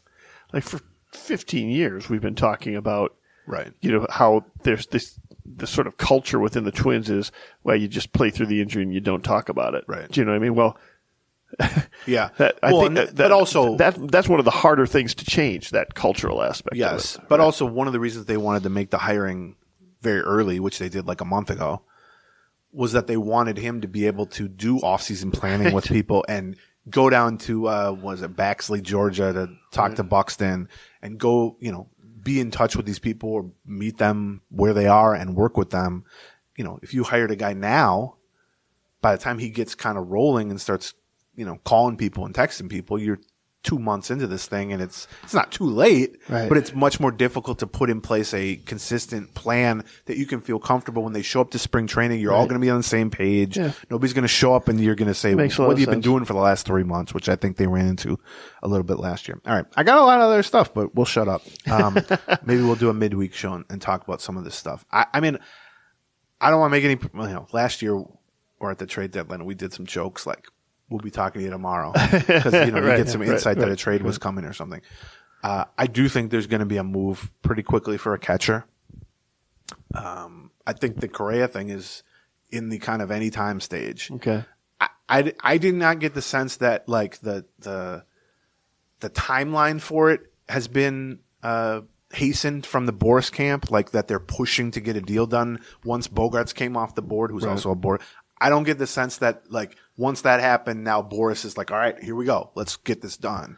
Boris is never like that. Though. Yeah. Well, and the Twins are never like that too. So, but I mean, I don't think this is going to drag out until February. If the Twins want to pivot to Swanson, that could drive their interest to say, listen, we need to know if we're really just in this, if we're really in this or if we're not in this. Like we might need to make a final sort of, Here it is. Are we close enough that we're going to go on this, or do we have to pivot? And I wouldn't be shocked if we find out this week that's happening. That maybe things have heated up with Swanson. Yes. Well, and also if, like we talked about earlier, if the biggest danger to the Twins with Correa is one of these much bigger market teams just deciding to make an effort offer. Yep.